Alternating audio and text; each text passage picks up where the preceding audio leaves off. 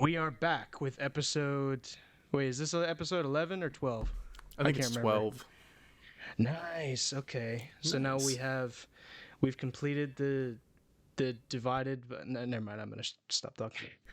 So anyway, Nice intro. um, yeah, that was honestly the worst intro I think I've given so far. That was really ass, dude. Yeah. That was ass dick. I'm sorry. Losing daylight. Let's Um, go. yeah. So anyway, Jason, if you want to introduce the thing you recommended, you could do that. Absolutely. So, the band that I recommended to Sir William here was Chevelle. And Chevelle was one of those bands where I thought they were very, very boring for the longest time. And it didn't take me, well, I would say it did take me a very long time to appreciate their musicality and the way that they differ out from a bunch of other types of bands. Pretty much people usually chalk them down to being just a watered down version of Tool or like Breaking Benjamin, kind of like a hybrid of both of those two. Um, but what I did was I picked a compilation of my favorite songs from each album. So starting off from the newest album all the way to like the earliest. So I picked a couple songs from each one. So I'm very curious to hear how you like them or not, because like I said, when I first listened to them, I wasn't really a fan. They really grew on me. Okay, I'm gonna say right off the bat, I was really liking this until about like halfway through. Okay. Um, after the so there's the first two albums, which I think are the two newest, right? Yeah. Yeah. After those, it didn't go downhill. It just got worse. Um, I think the songs were more repetitive, and the songs just kind of like you were saying that like the issues you had with them when you first listened to them. Like I kind of thought they were like a watered down version of other bands I've heard, and obviously I still liked the songs, but they never got above like a yeah, this could be like something cool to put on in the background, or Yeah. like this might be something cool to listen to the gym. But at the same time, I don't want something that I'm listening to the gym be a oh, I might listen to this in the gym. I want it to be like I'm definitely listening to this in the gym. Right. Like the songs on Hats Off to the Bull, I loved all of those. I think that was the best selection you gave me. You know what's funny is I think like out of like the repetitiveness, those ones are pretty repetitive. It didn't bother me for some reason because I just thought like this I just loved the singing. Like I thought the singing was really it was really nice. It was really pretty. Um, I love their note choices too. Yeah. I Yeah. just think like they just put them in the right spots, like the placement of the sounds and also like the actual selection of notes. It just goes really well with the actual riff of the song, and the drum beats are just I like Revenge, that track. I was tapping the fuck out of my foot to that song. Yeah, I so was yeah. yeah, that album is awesome. I That's one of those albums where I've been getting into recently, and that's part of the reason why I wanted to recommend it, because I was like, oh, I think he'd really like this album. I think I would. Also, Envy. I thought that was a really nice. That was a lot of good, like how to put it. Like it was really good levity, I guess, because um, a lot of the other songs had like a similar feel and they were like a similar style, but that Envy was just. I honestly thought that was like the intro, and then it was gonna get into like an actual like traditional song that they had, but it just kind of stayed like that, just like that quiet guitar riff that's like kind of slow, and there's no real like hard beat going on, and just yeah, it's and I very just, vibey. yeah, and I like the lyrics His on lyrics are very, very underrated. I didn't really even listen to them for yes the longest time, but like he does very, very good lyrics. yes, I thought that was actually yeah, that was another thing. I really liked. I'm trying to see my notes. Is the lyrics on on Roos, I think is the name of the song. Yeah, that song is really fun to play on guitar. It's one of the ones where I heard it on the radio and I was like, huh, this kind of sounds fun. So I was picking it up and I'm like, damn, I actually really love playing this. It's very, very fun. And then I just listened to the rest of the album because I feel like it has a similar feel, and that's why I really enjoy a lot of the songs on that album. What did you think about the first two songs? That's like literally their newest album. That just I don't remember when it came out. I think it was about a year ago, maybe a little bit less than Yeah, some change. it said it was 2021. Yeah, so because I saw them live recently with Korn, and I don't know if this really matters to you in context, but they're a 3-piece band, and the only reason why that's very important is because their sound is fucking massive, and especially live, and it's like really impressive that it comes out of 3 people, especially because he sings and plays all that shit at the same time too. That is very impressive, and I think that's something you mentioned on one of the previous podcasts. How like you have a huge respect, and I do too, for like guys that can do that. They can like play that hard shit, and they can also sing, and it comes out really nice. And they both sound like they're just completely distinct. Yeah, Almost, yeah. When I first listened to them, I figured that his like they weren't gonna be that good live, or like they'd be fine, but like their songs wouldn't hit as deep as they do on the record. But he has a very very good like you can tell like he puts work into it, and you can tell he writes the majority of the shit. And his live sound is very very good, and their whole entire mix as a band live is also phenomenal as well. So, and it was a stadium show, so sound is very difficult to do because sound just fucking bounces around, and there's so many people, and it doesn't work that well sometimes. So, Right. very very impressive sound. But like I said, for context, like he's the only guitar player, and like their mixes are fucking massive live, and they're super tracked, or quad. How many tracks of guitars they record, I don't know, but it's a massive tone. So the fact that he can recreate even a half of that live is pretty impressive. And I watched, they call them like rig rundowns on YouTube, where he'll go and just basically tell you about all of his gear that he uses. And he basically is like, it's such a pain in the ass to recreate this shit live. Well, it's cool that he's very committed to actually like replicating it. Yeah, he has a lot of integrity with the stuff that they do, which is nice to see. But yeah. So, what did you think about the first two? Oh, the first two, I was really liking this. When the first song came on, I was like, Jason, I think you might have recommended I think this might be my favorite recommendation of yours. Yeah. I really love I just like the energy, obviously, because that's a big thing I like. I'm just a person who's really into like just the energy and just the electricity that a song can give you. Yeah. And also, it quite literally had that riff. I don't know if this was like intentional, but like it just sounded like we were just taking off into space, like in a rocket. It was really cool. Yeah. So for context, the songs that we're talking about are "So Long Mother Earth" and "Mars Simula," or however the fuck you say it. Yeah, but it didn't come across like so overt, like, oh, this is a space song, like it actually just kind of felt natural, because it still sounded like it was just a normal, like how would you, is this metal, or is this more like I mean, you can go back and forth arguing. I would say like you can either classify it as alternative metal or hard rock with a little bit of like, I don't know, whatever moody vibiness that they add to the note choice in the song. Because I kind of put it as alternative rock. I'm sorry, not alternative metal. That's right. Yeah. Because he doesn't scream verses. He'll hold out a scream to go to change into certain parts, but he sings throughout the entirety of the songs. Yeah, and like on that first track, the vocals were just really pleasant, and they meshed really well with the riff and the beat, and I was like, yes, I'm feeling this. And the same thing for the second track, Mars Simula. Yeah.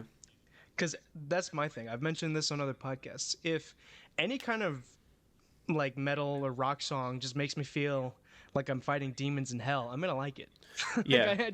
I think that's the most badass shit ever. So Chevelle's very interesting because like so there's a lot of songs, like they're one of those bands where, and I think I guess I don't know, it's hard to gauge like what exact songs you'd like from a band. So like the first two, and the ones that we're just talking about, to also give more context, those are the first few songs in the album. So like that's how it opens up.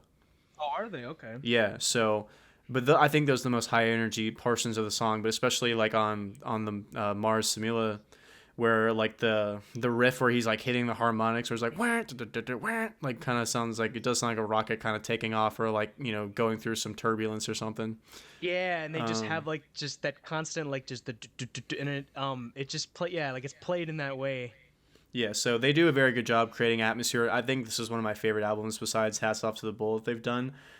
They do have a lot of songs that I think are very, very boring and also repetitive, but the reason why I picked some of those songs, I felt like you'd like the catchiness of the chorus and the lyrics, but I think I made the same mistake with the Deftones recommendation, where it's like catchy and repetitive stuff, whether it's really cool sounding earworms, like you rather just like have the energy of the different types of songs. So they have a bunch of other songs that are like those two. It was hard to find, like, I was just trying to get a good mix of stuff. Yeah, I got you. I did like this better than Deftones. I still liked a lot of the stuff that you got me to listen to for Deftones, but but at the same time, like overall, I think the Deftones was more consistent. Like in terms of, I was like almost every song, I was like, yeah, this is pretty cool, and Yeah. like I get what they're going for, and I think they execute it at least fairly well. There was like a couple songs on there where I was like, yeah, I don't really. That was kind of whatever for me. But there was also some other songs that you recommended that I thought were pretty great. But this one, I just think after the Hats Off to the Bull selection of songs, I was just like, yeah, I'm kind of bored. Until it got into what's the last three songs? Like, which album is that from? Hold on, let me pull up my notes because it's been a while since I don't remember what I recommended. Give me 1 second. But yeah, so like their earlier stuff is a little bit rough around the edges. And they kind of like, so I guess I should have done it backwards. Maybe I should have done like the older stuff first and then transitioning into the newer stuff, because that would probably give you a better progression now that I think about it. Yeah, like yeah. I don't know why I did. I guess I wasn't really thinking. I don't know why I did it this We way. went in reverse. Yeah, Yeah, but I should have done the opposite. right, but it's fine. Oh, But so Comfortable Liar, Closure, and Wonder What's Next. Those three. yeah, I thought the riff on Comfortable Liar was really simple, but it was effective at the same time. Yeah. Yeah, so I picked Closure because Closure is one of those songs where it is like, so this is what I'm talking about, where I thought they were really fucking boring with some of the shit they do, because obviously like they're newer. I They- got that, yeah. They get riffier as the albums go on, as you can tell. So that's why if you didn't like the second half of it, it's like stuff like Vitamin R, Closure. So those ones are a little bit, I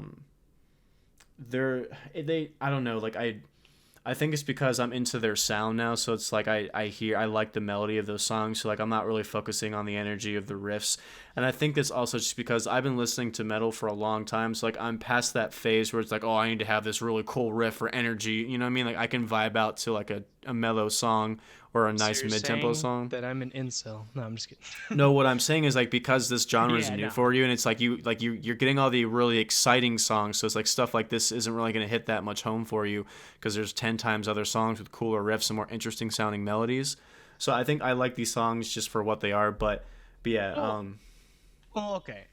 A metal song doesn't have to have that energy for me, like you were saying, for me Yeah. to enjoy it, because there's tons of like mellow, like just different kind of than the Run metal songs that I fucking love. Like on Master of Puppets, that instrumental track, what is it? Oh, Orion.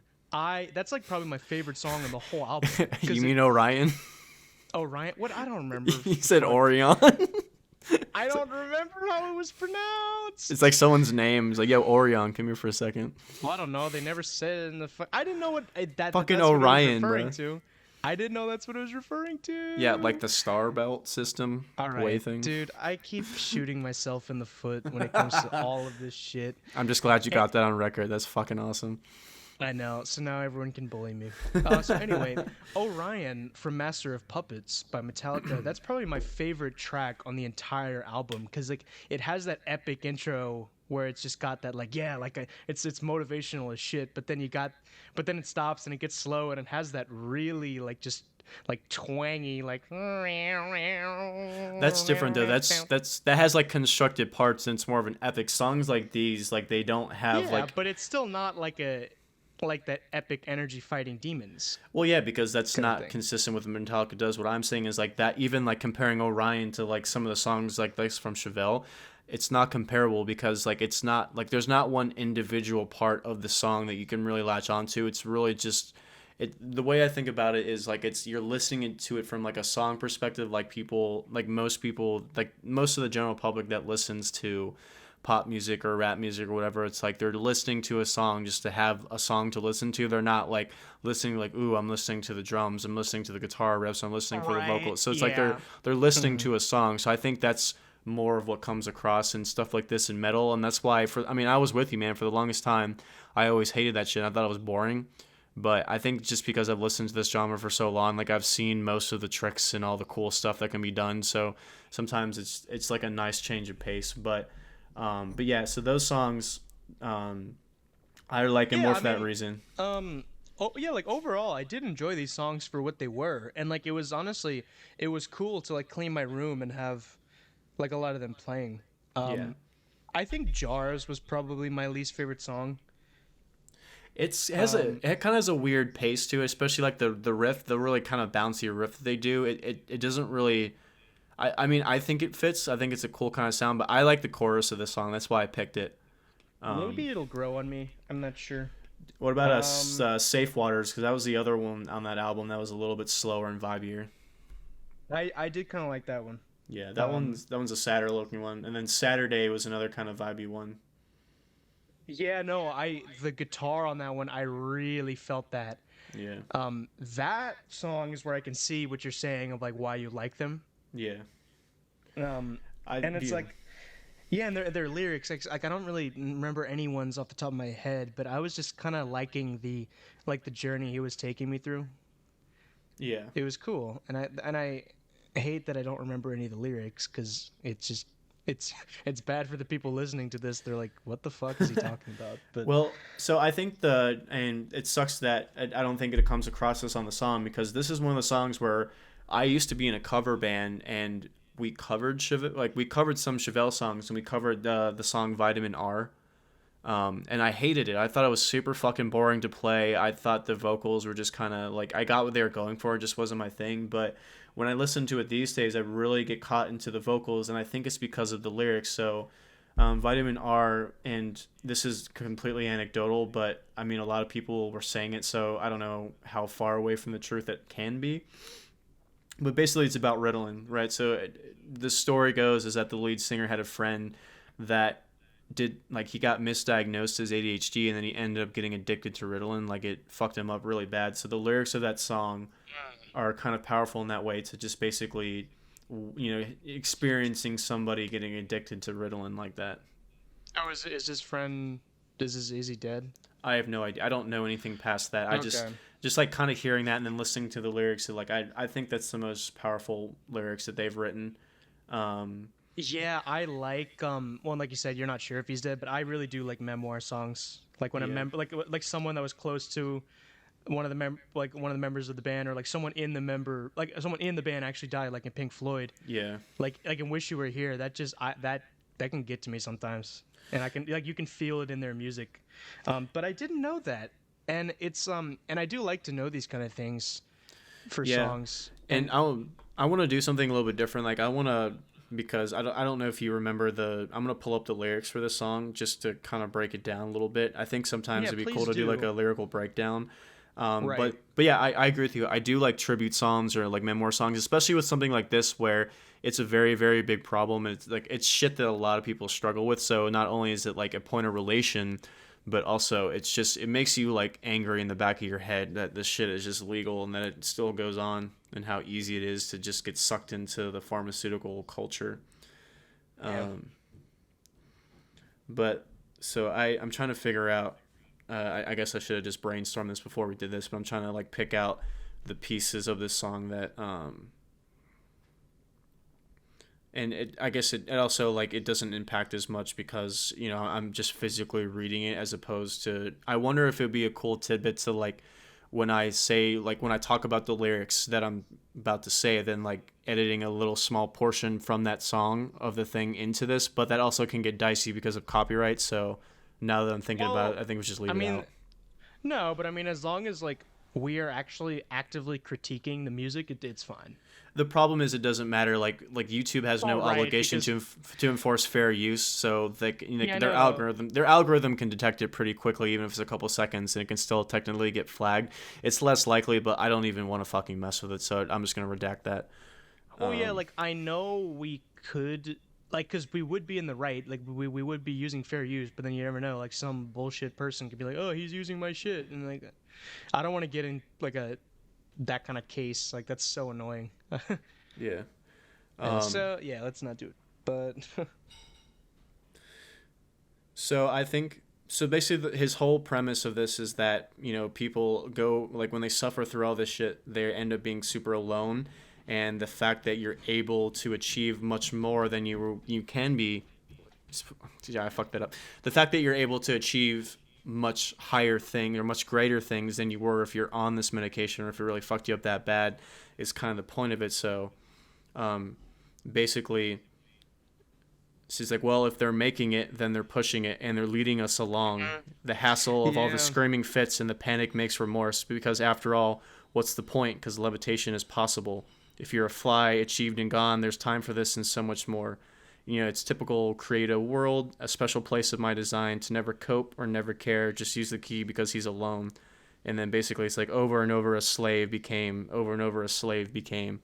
And it's more powerful than me just dry reading it, but I think it pretty much gets the point of that. And then also like it takes that like boring sort of like drudgery and it makes more sense when you kind of put it in context with that. You know what I mean? I think they do a really great job of capturing emotion in that way. And if you don't like understand that, then it's just like, oh, like I don't, the song just doesn't really mean anything. So I don't gravitate towards it. And that was my main problem, because I didn't really listen to them with that open ears before, so I didn't really that yeah, that nuance was kind of lost on me. yeah. I'm actually gonna. I kind of apologize for that because I just did never that never crossed my mind and I never gave it a second thought. But Like I said, this is my whole point with with a lot of stuff in this genre. It really does take like I know like it's difficult because like you don't want to listen to stuff, you don't want to force yourself to go back and listen. You have to have that interest peak, because this took me years to get back into it, but it really does take multiple listens because you really like this genre is so heavy with nuance and subtlety, and you miss a lot of it just from the first time. So usually like if something kind of piques my interest but I'm not like fully grasping it, I let it kind of breathe a little bit and I'll listen to it again, and then sometimes it makes it better, I'm good to go. But that pretty much is the whole gist of that kind of thing. mm, Yeah. this was But interesting though, just like Deftones was interesting. yeah. Um, yeah, but the I mean, a lot of these songs, like obviously when you explain these certain nuances, because I love nuances and I love going back and listening to things multiple times because that is something that's required when you want to like critique something and make a decision of like, yes, this is great, or Yeah. this is fine, but it doesn't, because like if something is fine when it it breaks the surface level, but then it's like doesn't really do much past that, and there's not a lot of nuances, and it's just very overt, you know. Yeah, Um, I agree, and I think to that as well. It's easy to get in the mindset of when you listen to a song, and you automatically love it. Like it doesn't take multiple listens, or it doesn't even take a couple seconds sometimes, and you automatically just connect with it. That feeling is eventually going to wear off, and you're going to be in the same boat as if you listen to a song multiple times. Then you eventually love it after a couple listens, or you kind of go back and revisit it, and then it becomes like it's your new favorite thing to listen to. Like there's bands where I haven't listened to them forever. I just I listened to them forever, and then I lost interest, and then I got back into them, and it's just all about how you think about it. So just because something doesn't grab you automatically the first time doesn't mean that it's going to give you a stronger effect later on. Just like the bands that you love, without even have to giving it half a listen. right. But also, I think you can have those songs where it's like, yes, I love this, Yeah. and then it goes away, but then you can go back to it and listen to it, and you're like, oh yes, I love this. I think that's also the case sometimes. Yeah, exactly. But And that's my point. It comes in waves. So, but yeah, I mean, obviously there's exceptions. I mean, I'm trying to think of now of like I'm trying to think of a song where I'm like, I loved this when I first listened to it. I still love it. yeah. I mean, like I said, it's probably rare, but give me Yeah. one second. I also like Uh, I know I keep saying this point over and over again every time I recommend something to you, but it really does change your perspective when you actually try to learn to play the song, because you get more of a feel of the note progression, especially with the subtlety. So you really can hear it in your head when you listen to the song again. Because I think for me, the funnest riffs to play on all the stuff is So Long Mother Earth, and then Face to the Floor. That's such a fun, catchy riff to play. Did you like that one? Um, Face to the Floor. I don't think that. Ah, shit. I don't think I added that to the list. I guess I just didn't listen to that. Oh no, you didn't listen to it?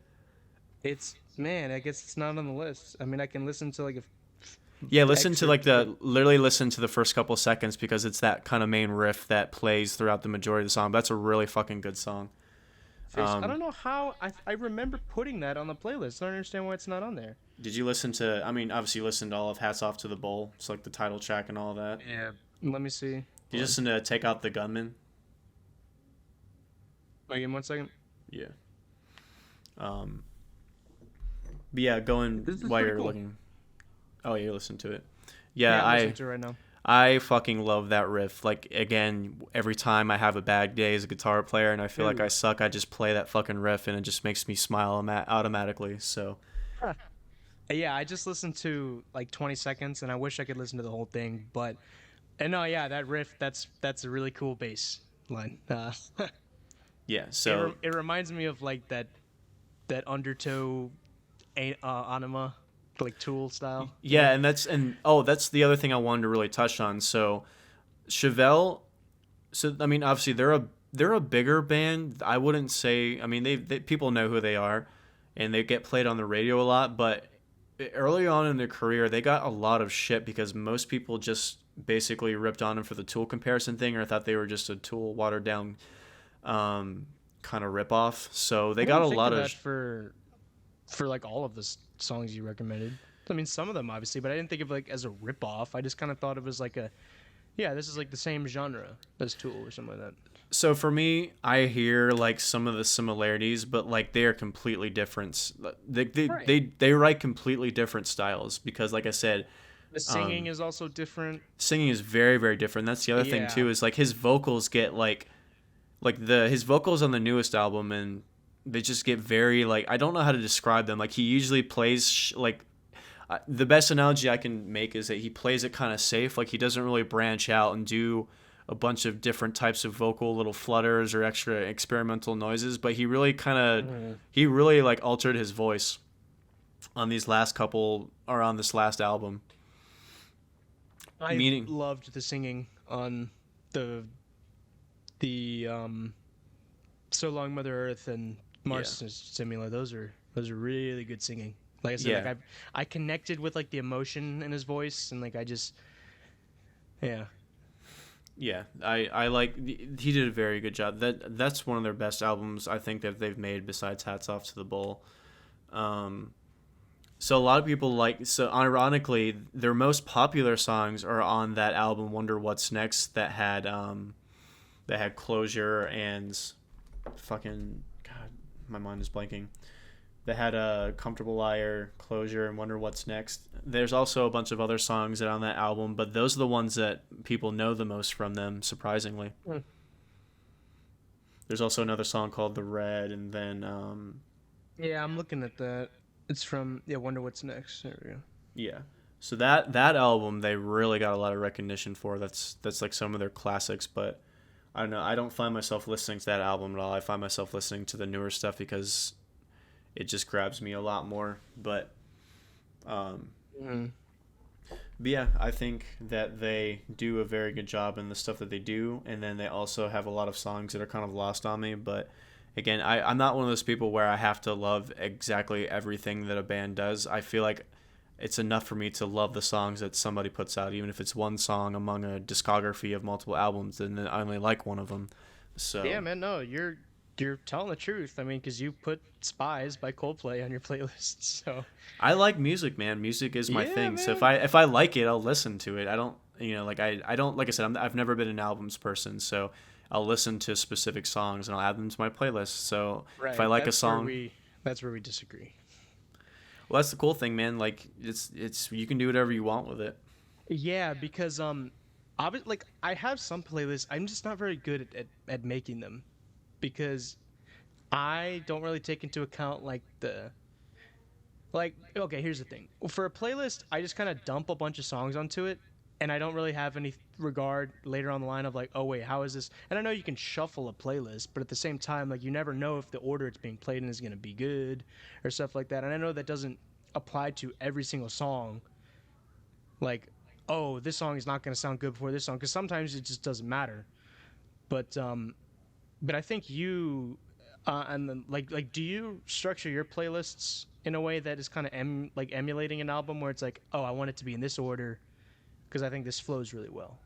Like, is that how you No, do yours? no, I tailor mine to specific emotions, so I'll pick similar songs of a vibe that I want to recreate from like a bunch of different bands. So I have a chill playlist, I have an angry one, I have a like late night drive one, I have a lustful one. Right, but It just depends. do you just like dump songs onto it, or do you just like put like an order on it? No, I don't have an order. I don't have to Oh, got listen. you, got you. I Okay. don't have to listen to songs in a specific order. I just if they're similar and then I want to listen to it sequentially. So it's like I have like I have a bunch of different playlists on my phone, and then if there's a song that I like to think, oh, this would be good on this playlist, I would do that. And I do the shuffle, so it plays them in a random order. Because for me, Okay. it doesn't matter as long as I get the same feel out of what I'm trying to feel. Right. And for me, like the order only matters for because that's the thing when it's like a bunch of different songs from like the same album. If they're like if it's an album where like the songs are like in lateralis where the songs like flow into one another, I would have a problem with listening to that out of order. Yeah. But um an album like, I'm trying to give an example, something like what we listened to last time with Tim Maya, I would have no problem with listening to that in like a random order. Yeah, because it's not designed to be a flowing album. It's just No, yeah. well, no, because that is a compilation also where it's just of songs from all his different albums. Yeah, and I mean the thing with Tool, that's why I don't so I don't know if it was because of the band, but like for the longest time, Tool's music was not on any streaming services. They held off for Yeah, a that's what I while, heard. I and was like, what the hell? well, I mean, the reason that people say that they gave, and like I said, I don't know if this is the actual reason, was that it ruins the experience of listening to them because their albums really are structured in a way where you have to listen from front to back to really enjoy them, especially when they have songs that go into other songs. Because the one thing, and I do agree, because the one thing that's really fucking annoying, especially at work, is when they play like the parable and parabola, and like they only play the intro, and then as soon as it builds up to the guitar, it just changes to the next song, and it fucking irritates me every time that happens. They don't play them in Yeah. sequence. Yeah, and So I kind or of get it yeah, from that standpoint. or when you hear the Holy Trinity out of order, because those three songs are just like, it's perfect. Yeah, and honestly, you know what my favorite, and this is a really stupid, super super fucking subtle thing that I love is on 10,000 Days where intention goes into right and two. It's like the smoothest like I don't even hear like the subtle click, of like the next track being started. Like it just fucking goes right into it, super smooth, and it definitely ends at that song, and then when Right and Two begins is when it starts. So like it's just the transition is flawless between song to song, but you'd never know it because it ends fine. Like it, the best way I can describe it, like it ends like a soft wind blowing, but it just carries it right into the next riff, and then the riff sounds really good with that wind. So it's just when you listen to that song, you wouldn't realize it, but then when you listen to them back to back, it's like holy shit. Yeah, you're like, You know what I'm yeah, talking because about in yeah, that because that you're like the part? first song. Yeah, no, exactly. Yeah, you're talking about how like the first one, like you don't have to listen to it and be disappointed that it's not going into the next one because it's complete already. But Yeah. I mean, no, I love Right Two. Right Two is fucking awesome. Yeah, so that ending part of intention into that song I think is super. I mean, you're definitely going to miss that if you don't listen to the album. So stuff like that. Tool's kind of hard to listen out of sequence too, but I mean, I still do it. It's It depends. whatever. You could listen to like a like different songs from the albums and stuff like that. Yeah. I think that's only true if you're just listening to songs that are from one album. You know. Yeah. I think the one thing that is kind of cool about liking them as a band, though, is the one thing that the majority of people that don't like listening to their music can't stand is the amount of patience that it takes to listen to them. Yeah, well, those Because if people you, can. well, no, seriously, like, I Yeah. mean, it's a hard concept for people that are like used to like not listening to a song that's above 4 minutes and 30 seconds, and then to have them listen to a 13-minute song and not get bored from front to back. Like it's sometimes it's a tall order if they're not been exposed to that. Yeah, man.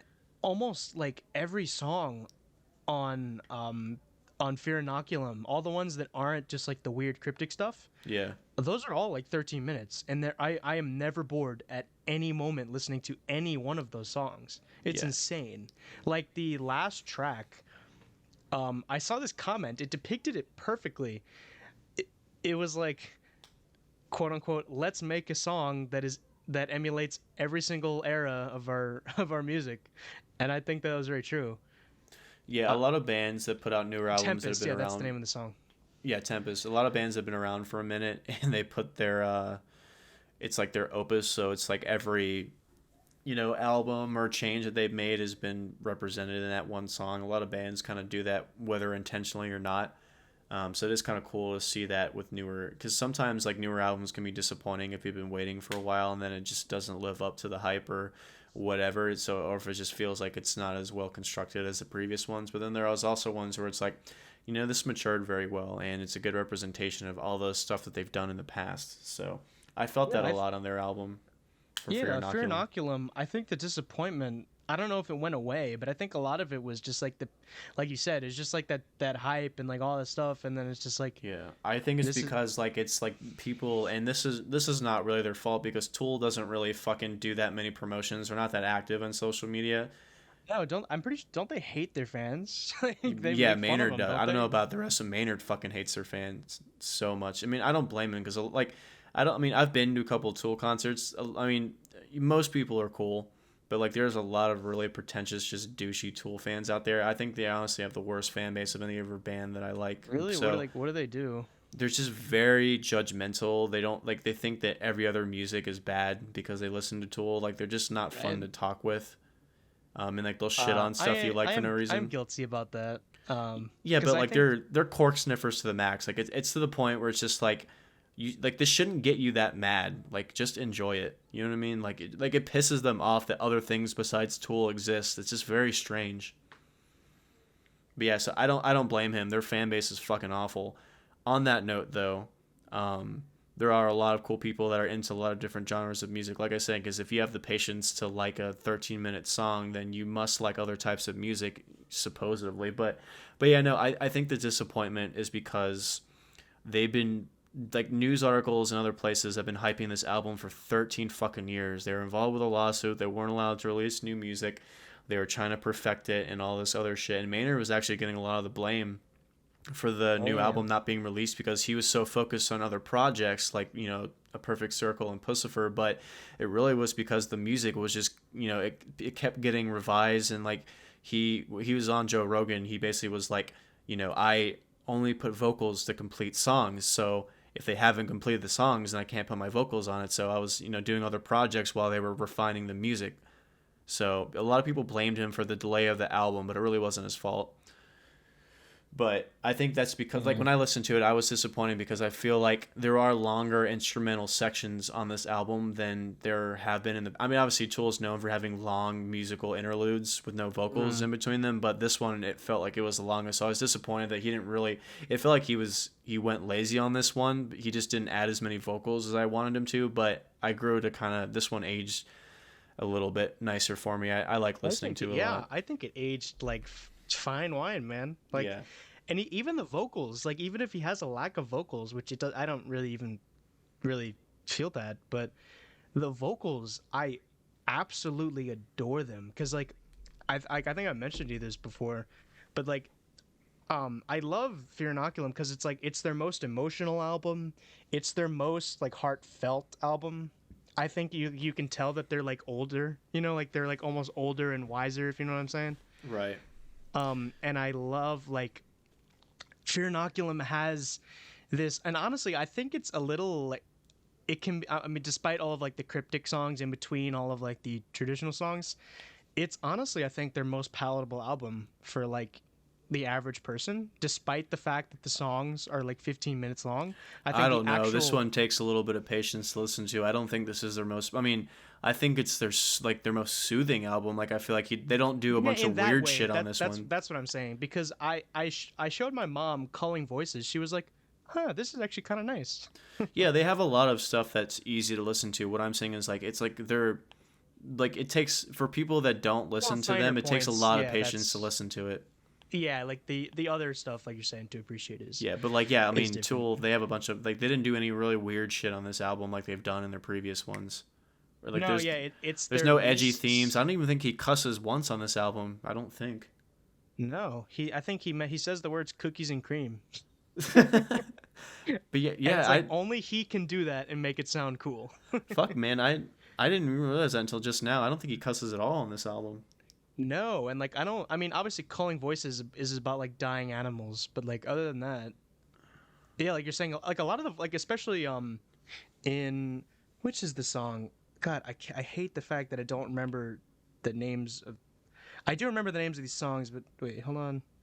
It's Invincible. Oh, I love because Invincible is just about like being a soldier and like persevering and like Yeah. how like you're just your whole life is just like it's completely just like fucked and you're just flipped over and like a lot of I was reading the comments in this in like the YouTube video of that song about like a bunch of people that were like soldiers in like whatever conflict it was talking about how like man like I went through some shit and this just hits me like on a different level like the lyrics, the way the Invincible sounds, and oh man, like it's such a good gym song because like when he comes back and he's just like the warriors just struggling. Oh, it's so good, man. It's good shit. Oh man, I'm not laughing at your attempt to do that. It's just you did it in a different way. It was just funny for some reason. Warriors, struggling. It's really good, and obviously, the opening track is like has that kind of entrancing, like trippy riff going on, which I really like. I think it's interesting because to me, like that's one of his more straightforward lyrics that he's written. Like he usually has a bunch of other meanings for shit in the majority of their songs, and that's the one where he was super straight up about it, which was odd for like when I first listened to it, I was like I wasn't like cringed by it, but it almost like it was just like this is really out of place for him to just do like these straightforward lyrics like this. Oh, in Fear Inoculum or No, in in Invincible? Invincible in that song. Yeah, I know. It was a change of pace, and I It was love very the lyrics. The one in the beginning, it just gets to me where he's it's right. I have the lyrics right now. Yeah, it's bellow aloud, bold and proud of where I've been, but here I am. You know, it's just like, man, I've been through fucking lot, and like I'm just like a different person now. You know, it's definitely it, the most like single level stuff that he's written, which is very very strange because and I think that was part of my yes, but disappointment. it doesn't bother me though. It doesn't bother me because I can just appreciate it for what it is now. But when I like that was part of the. I'm just trying to remember back when I first listened to it when I was disappointed because I didn't like the lyrics on this album at all when I first listened to them. I thought they like. That's what I'm saying. My whole problem with it was his like not his vocal performances because I think, dude, he's an old fucking man. He's like in his mid-50s. Like he's getting up there. So the fact that he can deliver, especially live too, because a lot of these guys from the 90s fucked their voice so much by doing the screaming that they did, not Yeah, being like James professional. Hetfield. Yeah, James Hetfield, fucking the guy from Deftones also. They had no Metallica literally has to they have to tone their music like a whole step down. Yeah, It's because like they're fucking it's older. That's really yeah, bad. most bands like Tool does that for The Pot. I think they do that in Drop C. Oh, that he can't do it? No, it's too fucking high. That's what I'm saying. Man, These guys are oh, older. because They I can't. love that song. Yeah. We got that's the one thing I had to remember is like these guys aren't in their prime anymore. They're all fucking old dudes. Like so True. I was not mad at his vocal performance. I felt like especially for his age and how long they've been around, I think he did a very very good vocal takes. I just wasn't like I thought his lyrics weren't that good on this album, and I mean I still kind of feel that way now compared to their other shit because I loved his lyrics. Like his lyrics meant a lot to me on a majority of their albums, but for this one, except for Numa is really the only song with the lyrics where I think are the best. Numa is that is That's a good song. Yeah. So I think in terms of lyrics, that's really the only song that grabs me. But yeah, Fear Inoculum is. I don't know. I like the whimsical lyrics on that one. But yeah. So I think that's that kind of that. And I also like going back to the Chevelle thing. Like I think a lot of Tool fans like hated Chevelle for that reason, which I think they went on tour with Tool. If I'm not mistaken, they probably toured with them once or twice. Wow. So it's like you can't get mad at a band that tours with another band you claim for ripping them off. Like if the band doesn't see it that way, it's enough to take them on tour. Like Yeah, then like it's like you don't get to speak for the band. Like shut the fuck up. And they might. I think they might have not. I don't know, but like that. I think they have toured together before, if I'm not mistaken. But I could be wrong about that, or they could have been on the same festival lineup. I'm not sure, but I'm pretty sure they've toured together. But yeah, no, I enjoy both of them for that reason. I think again, like Chevelle is one of those bands, takes a couple listens, also takes a little bit of patience, even though the majority of their songs aren't that long, but the riffs are catchy and I enjoy their melodies. Yeah, because I mean, you're talking about. I'm used to the metal songs where they're like 7 minutes long or something like that. Yeah. At least because I just love long intros, man. Like Reflection is always comes back to these podcasts because I can relate it to almost anything. I can't believe a song has a 4-minute intro. And it's crazy when you think about it. I know. Like I showed it to my little sister and she was like, "Wait, is there ever gonna be lyrics?" She thought like the song was gonna be over. That's always dude. If you watch reactions or like you show it to your friends, you're like, "When's the singing start?" Or like if you show them a live video, they're like, "Where is he standing? Where is he?" Like, oh, he's in the back in the shadows with no light. Like they're like, "Why?" I'm like, "I don't know. He's a fucking weird guy." Because if he was in the forefront, he'd be in a wig and a bra, or he'd be painted blue. Like and he wouldn't be singing, so it's like, what the fuck else is he gonna do? Yeah, he's just awkwardly dancing like a fucking mummy. But the one I think it's interesting. I don't think I've ever asked you what was your introduction to listening to this kind of music, or like what kind of got you. Was it Metallica? To Tool or just metal? No, just to this whole genre, like to get to the side. I am trying to go back because like when I first met you, you were really into classical music. So I don't know if you were into this kind of music at that time, or if you just were a little bit and then it just got stronger. Or no, like that's what I told you I was into. Yeah, when I was showing you different types of classical. For those of you who don't know, I met him. I met Willie Boy here at work. He came in looking for a guitar to buy, so I was showing him different classical guitars that we had because the only reason why I was doing that because you were influenced. I'm sorry for interrupting, but like Spanish classical music, like on the guitar. Yeah, like flamenco or whatever the fuck. I thought you were talking about like Beethoven, which I no. Like classical guitar, Spanish in style. Right. So that's what I knew when I first met you. Oh, I still liked Tool at the time. I just hadn't listened to as much of them. Okay, so you still liked them at the time. I did, but I only knew like a few songs of them. But the songs I did know were really good. I had listened to them in I think like the previous like 6 months before I met you. They were recommended to me by a friend, Sam. If you're listening to this, thank you so much for recommending Tool for me. They have been my favorite band ever. But when I was growing up, most of the music I listened to was just music that my brother or my dad listened to, and anything they listened to, I would just automatically think is good. And I still like a good bit of those songs, but at the same time, there's a lot of stuff where I was like, all right, what was I doing? Like with like the dubstep and all these like random like techno songs, which some of the techno songs are still pretty hype, but at the same time, I was like, what was I doing? I tried and and then after that, I got into a lot of like the shitty rap phase where you're just listening to like really bad rap music because you think it's cool, it's popular, and it'll like make you cool, and it doesn't. But so I can relate, but on a different level. Right. But so after that, when I started hanging out with these new friends, I had this friend who he would always wear band shirts. He would be wearing like a Metallica shirt or like an Iron Maiden shirt, a Megadeth shirt, all these different bands, or like Soundgarden, Black Sabbath, all these things, like all these big name classic rock and metal bands. And I was like, I had heard of these bands, but I had never actually listened to them. But so then I gave Metallica a try, and I was like, this is really cool. And obviously, my introduction to Metallica was Enter Sandman, which to this day I don't really listen to that song anymore. Yeah, I think it's everybody's introduction to them, I know, honestly, but or Master Puppets. it makes absolutely no sense because Enter Sandman is like leagues away from their best song. Yeah, but that's the one that they can play on the radio and everybody you can dance to that song like Yeah, okay. I guess you can say that's like every their time most I go to palatable somewhere like a to- restaurant or a bar or a club, like people like that's the like they'll play shitty pop and rap songs all night, but then they'll just throw out Enter Sandman and people still enjoy it. So I hear that song everywhere out. So Yeah. Also, so I got into so I listened to the Black Album, and then after that, I listened to parts because that's the thing. That was at the time when I didn't listen to like every song on the album. It's like if I didn't like the first 10 seconds, I would just not listen to it.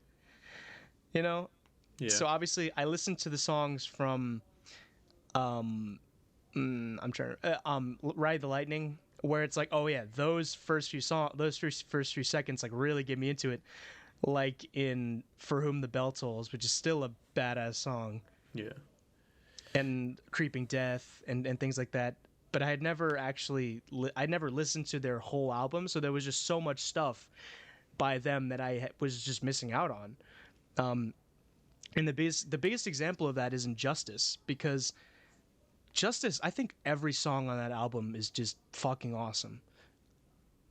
I love the riffs. I love the lyrics. I love the just like the energy of it. It's badass. It has a bunch of these sleeper pick songs like Harvester of Sorrow. That's like my sleeper pick for best Metallica song. Yeah, that's a good song. I do like that song. And like it's not so much of like it's headbangers, bro. Like the Black Album is very much like that. It's a little more mainstream. I still like the Black Album, but it does come off as a little more mainstream and trying to be more palatable. But I think Justice has just like that perfect mix of just like this is headbangers, but at the same time like it is metal and it has these awesome riffs and it has these awesome solos. Like I think Justice has the best solos. Yeah. But so after Metallica, I got into obviously there's still bands from like that my dad listened to and my brother, like Coldplay, the Beatles, stuff like that, where I liked those bands, or there was just classic rock songs here and there where I was like, oh yeah, I like that, like certain songs from Queen, and then just like things here and there. But then I never actually got really into metal until Tool. So Metallica was your introduction to, pique your interest, and then once it was recommended to you for Tool, then it was just it. Then you just want to be more dive into the genre. Yeah. Yeah. So it was like Metallica, and then I guess like the heaviest thing I listened to after that was probably Pantera. Oh yeah, Pantera was big for me in high school. I loved Pantera. I still have only listened to a few songs from them. There's a lot of their stuff that I have not listened to. They're interesting. When I was younger, I loved the attitude of Pantera, and I loved his lyrics, and I love how I thought a lot of it was really funny, the way like the Southern rebel, don't give a fuck, goofy lyrics that they had on some of the stuff. But they also like he had a lot of propound. I was trying to say profound. I was thinking of propane because they're from Texas. Propound. They have a lot of profound stuff as well, but dude, when I listen back to them now, I think it's because it was more of the teenage angst. I think a lot of their fucking lyrics are stupid now, and he's kind of a cringe. I mean, he goes back and forth for me, but my favorite quote. So he was a big drug addict and drinking, and that basically ruined his voice. Like you listen to Cemetery Gates, and it's like, holy fuck, he sounds like he could be neoclassical. But then nowadays you could like, he just fucking mumbles his way through shit. So it was kind of depressing to see his downfall. But my favorite like pseudo quote comes from him. He's like, I thought I was stronger than heroin. I was wrong. Are you serious? Yeah, dude, he's a fucking idiot, but I love him. That is but yeah, hilarious, I enjoyed Pantera so much back in the day. I love their riffs. I love the southern, summertime vibes that they gave. I was big into Pantera. Oh, I forgot to mention another big band. So it was like Metallica and then Sublime, my friends introduced me to. Thank you, Sam, for that again. He Sublime.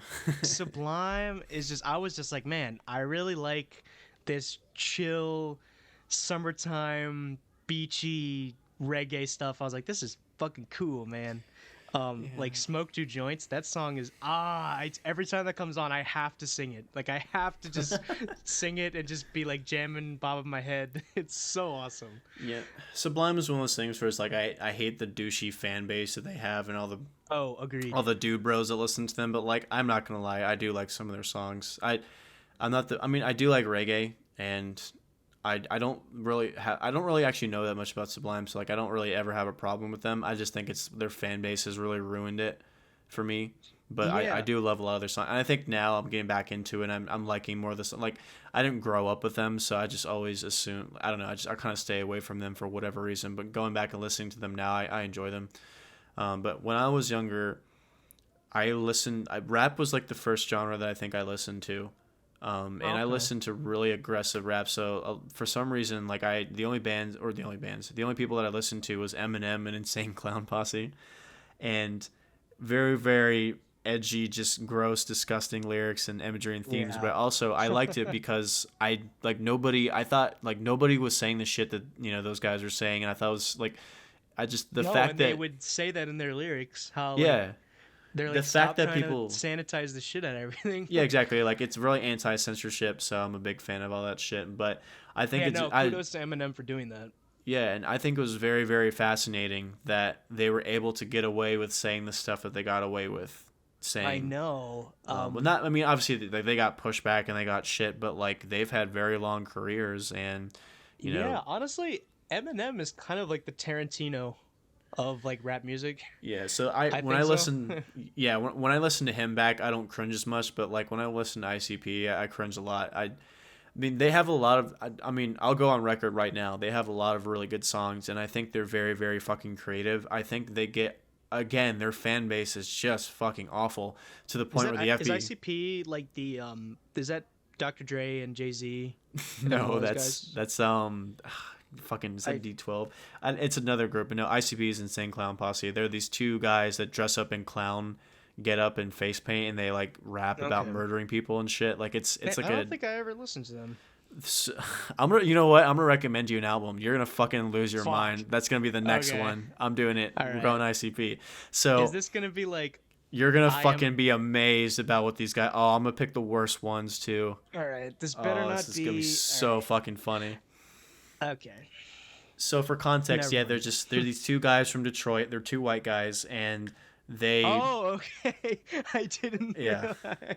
they dress up like clowns and they just rap about the most vulgar shit like you can like just gross explicit sexual lyrics, creative murdering lyrics, but it's just like their whole gimmick is that they just work for this evil dark murdering carnival, and their albums are Joker's cards and everything has a concept, and like their main sort of theme through the song was like they were the ones that they had abusive parents when they grew up, and they got in trouble with gangs. They were in a gang and they had drug issues and shit, so it's like their lyrics always talk about like killing people that are abusive or just pedophiles or lawyers and politicians. They were kind of like they wanted to be presented as vigilantes in their music. That's kind of the theme they were going for, just with a side gimmick of clownery.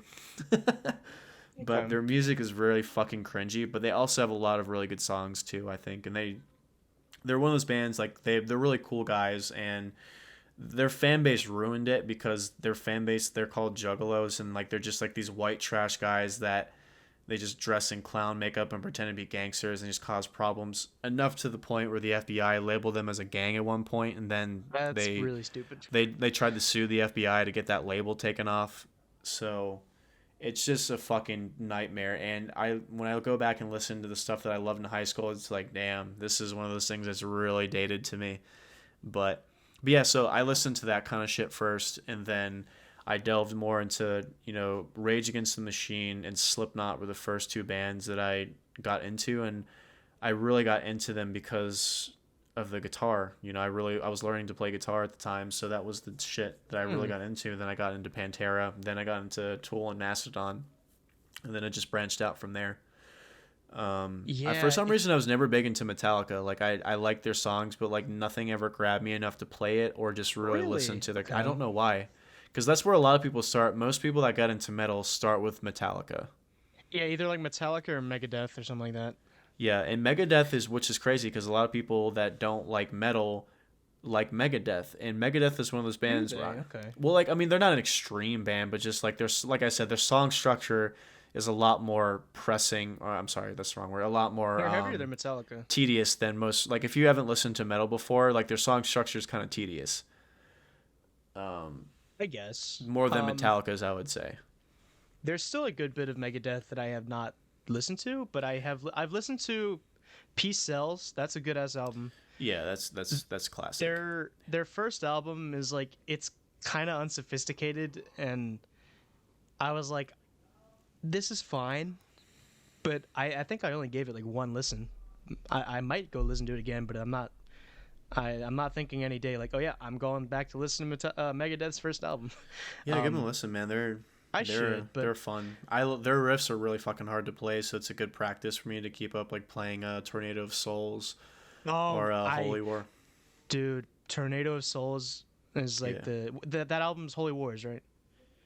Yeah, I think Yeah. so. Oh, I love that album. Like Tornado of Souls. Oh man, that's Yeah, always on in the gym. I don't remember. It might be on that. I have no fucking idea. It is. I don't No, remember. it is. Yeah. Okay. But yeah, so Yeah. that one's a fucking bitch. Like it, I mean, it's yeah, it sounds difficult, but like it doesn't sound like it's that difficult. Like especially since I've been playing it for a while or metal for a while. But like that one just is a bitch because you have to be precise.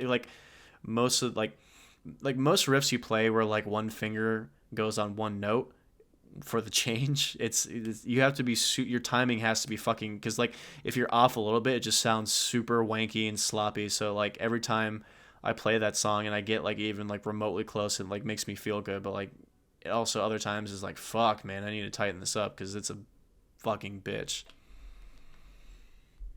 Man, but do you enjoy? So like, do you overall like you do or you don't like playing their stuff Megadeth? as like a whole? Yeah. I enjoy it. It's simultaneously frustrating and enlightening. I like being able to learn and practice things that are more difficult than my skill level so I can, so it can make me a better player. Also, it's more humbling to like you need to be knocked on your ass. And Yeah, I think that's very beginners, true. that's the one thing that they're most frustrated with is the fact that like you need to be okay, like especially if you've been playing guitar for years, you need to be okay with playing shit bad out of time from time to time. You just need to be okay with it.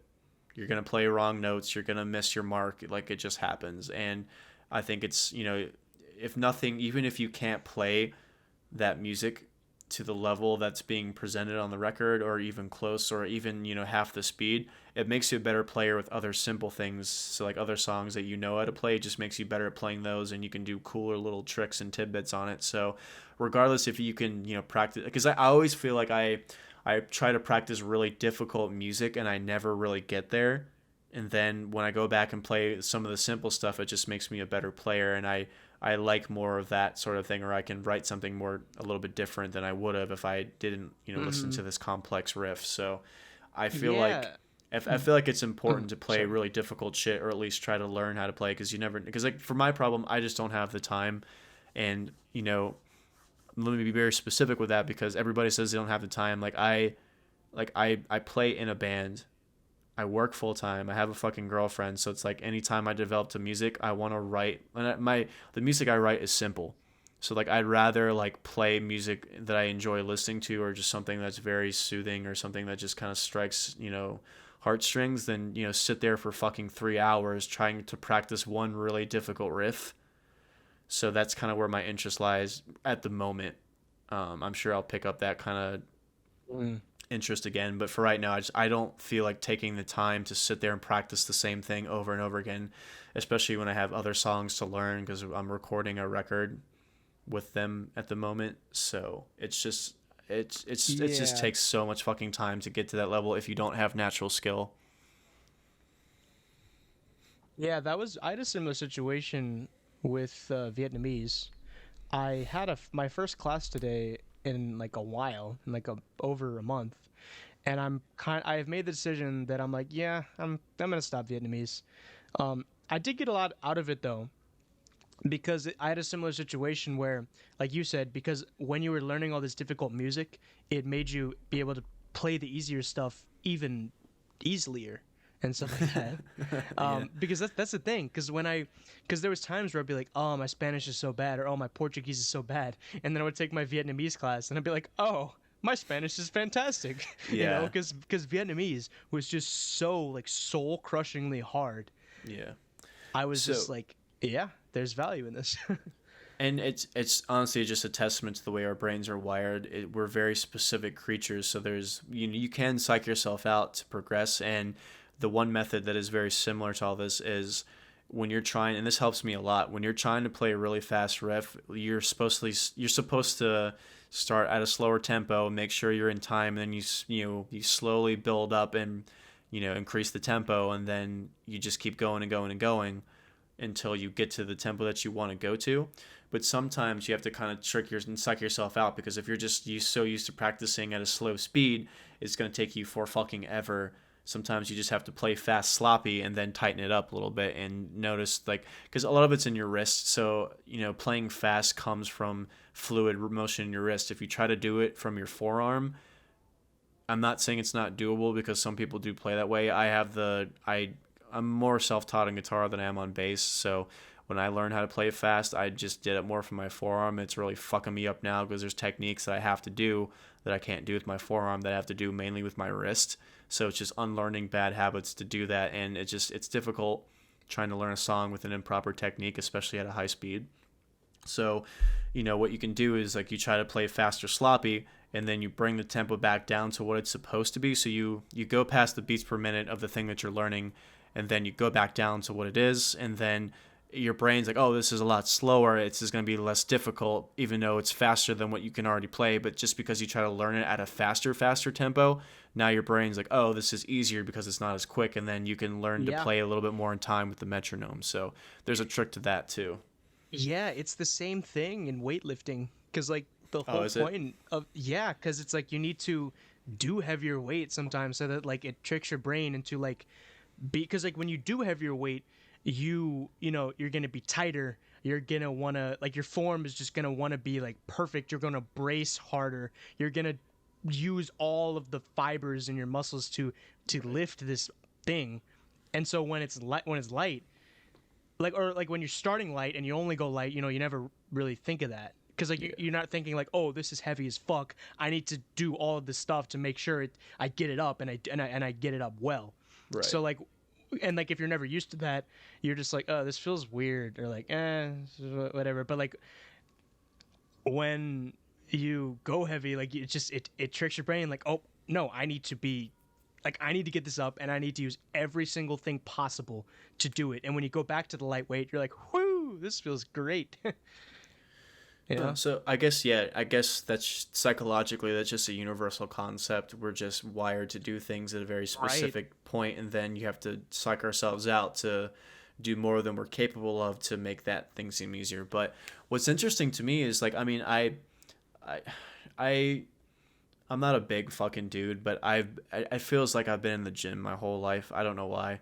Like, I did a bunch of sports growing up, football, basketball, soccer, so I was always in the fucking gym, or at least doing something slightly physical, and also doing a bunch of manual labor, lifting furniture for companies and shit. Like, that's what I've been doing my whole life. But for me, it feels like my form is not as good if it's like, I don't know, it's because I'm not really experienced in weightlifting. I'm going to the gym again more now, so I'm kind of just getting back into it a little bit. But I feel like, especially, I don't know if it's a motion that I'm not used to, so that's why I feel like my form is improper, or I feel like I'm not using the right muscle groups to do it.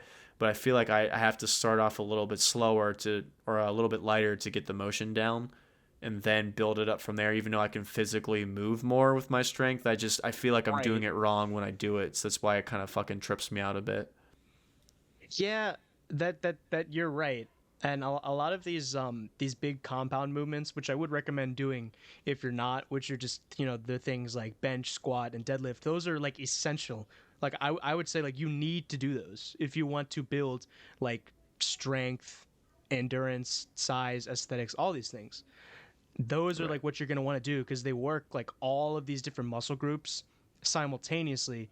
And also the form on all of those, they're not as simple as you think it is. Like bench isn't just lifting something off of your chest, and deadlift is not just lifting something off the ground, and squat is not just going down with a bar on top of your your shoulders and just going back up. Like there's a Right. lot of these subtle things and nuances to the form, and like you need this like muscle, like sorry, you need this like mind muscle connection, which can be it can be hard to develop, but like over time when you just see all these things and you record yourself and you ask questions and you just kind of just do trial and error and go heavy and then go light, like you can just really feel that, like, man, I'm getting stronger. Because like when you're doing the proper form and you take what you've learned and you apply it, like I just think there's no better feeling than that, than just like actually making that progress, and it's the same thing like we were talking about in guitar, in anything, like any kind of skill, any hobby. Yeah.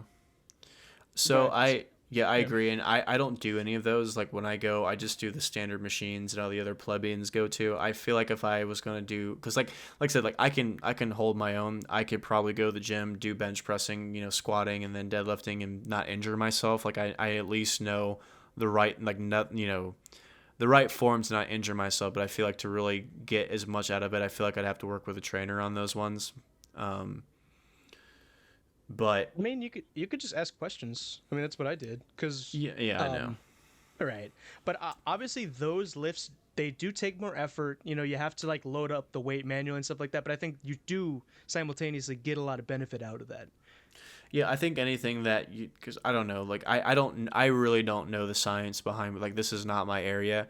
I just know like the what you do to not overload yourself and what you do to avoid injury and that shit. So that's really as more as my knowledge goes.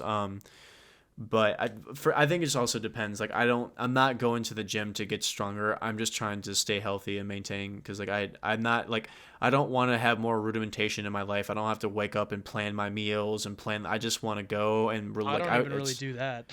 yeah, it's And it's I'm it's more of a release for me. I feel good after I do it. I don't even care if it changes how I look. I just want to, sustain yeah. my life on this planet. And I think that's why it alleviates a lot of stress, and it makes me feel good. I feel like if I sit here and do nothing all day, even if it's practicing music, I feel like shit. I need to go do something.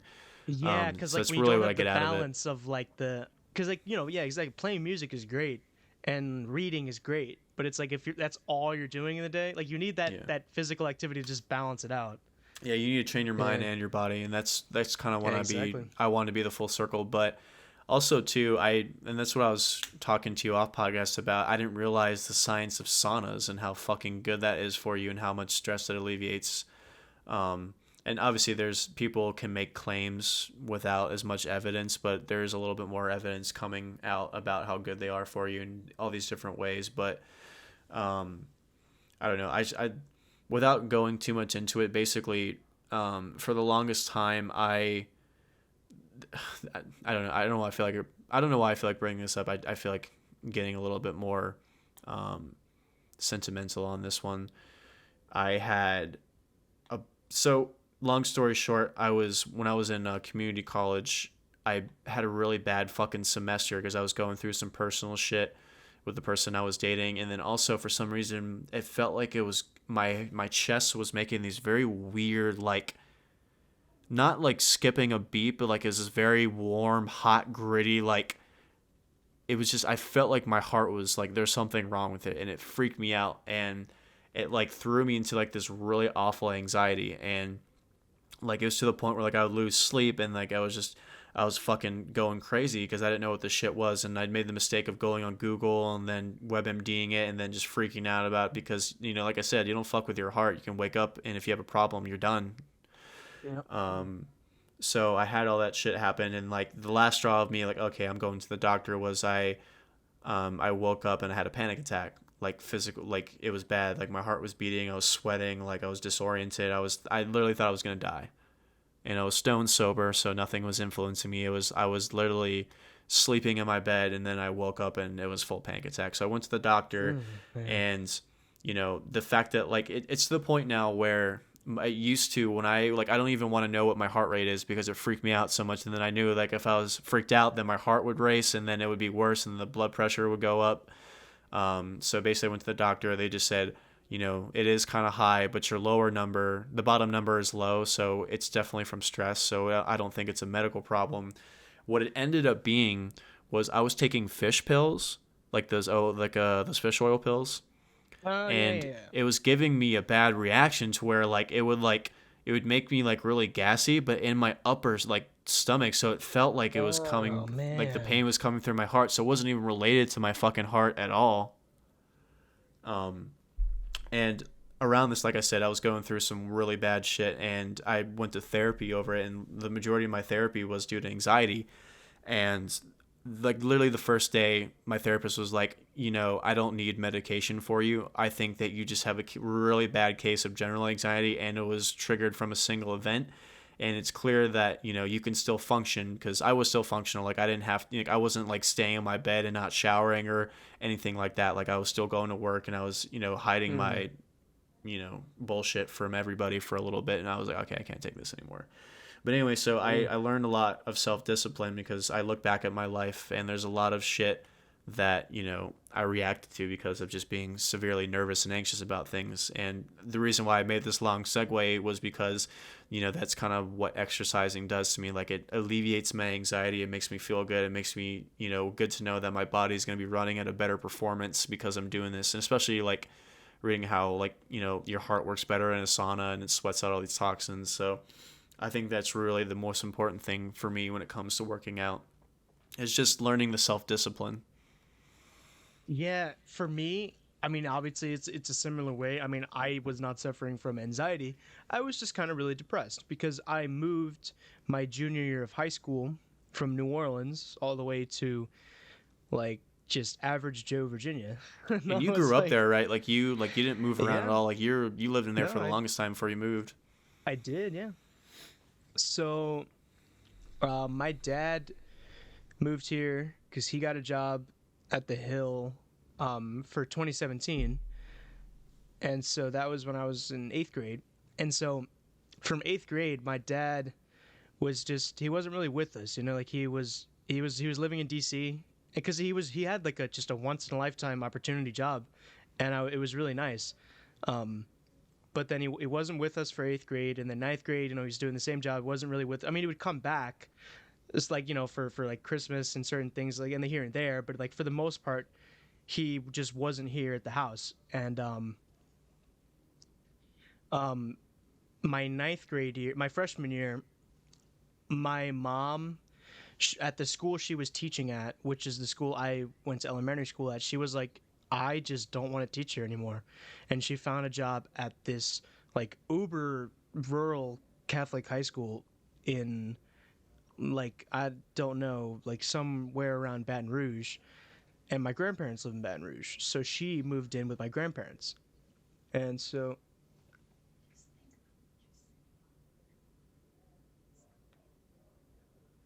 yeah, that was my mom. Sorry. I was like, Um, did you die? What happened?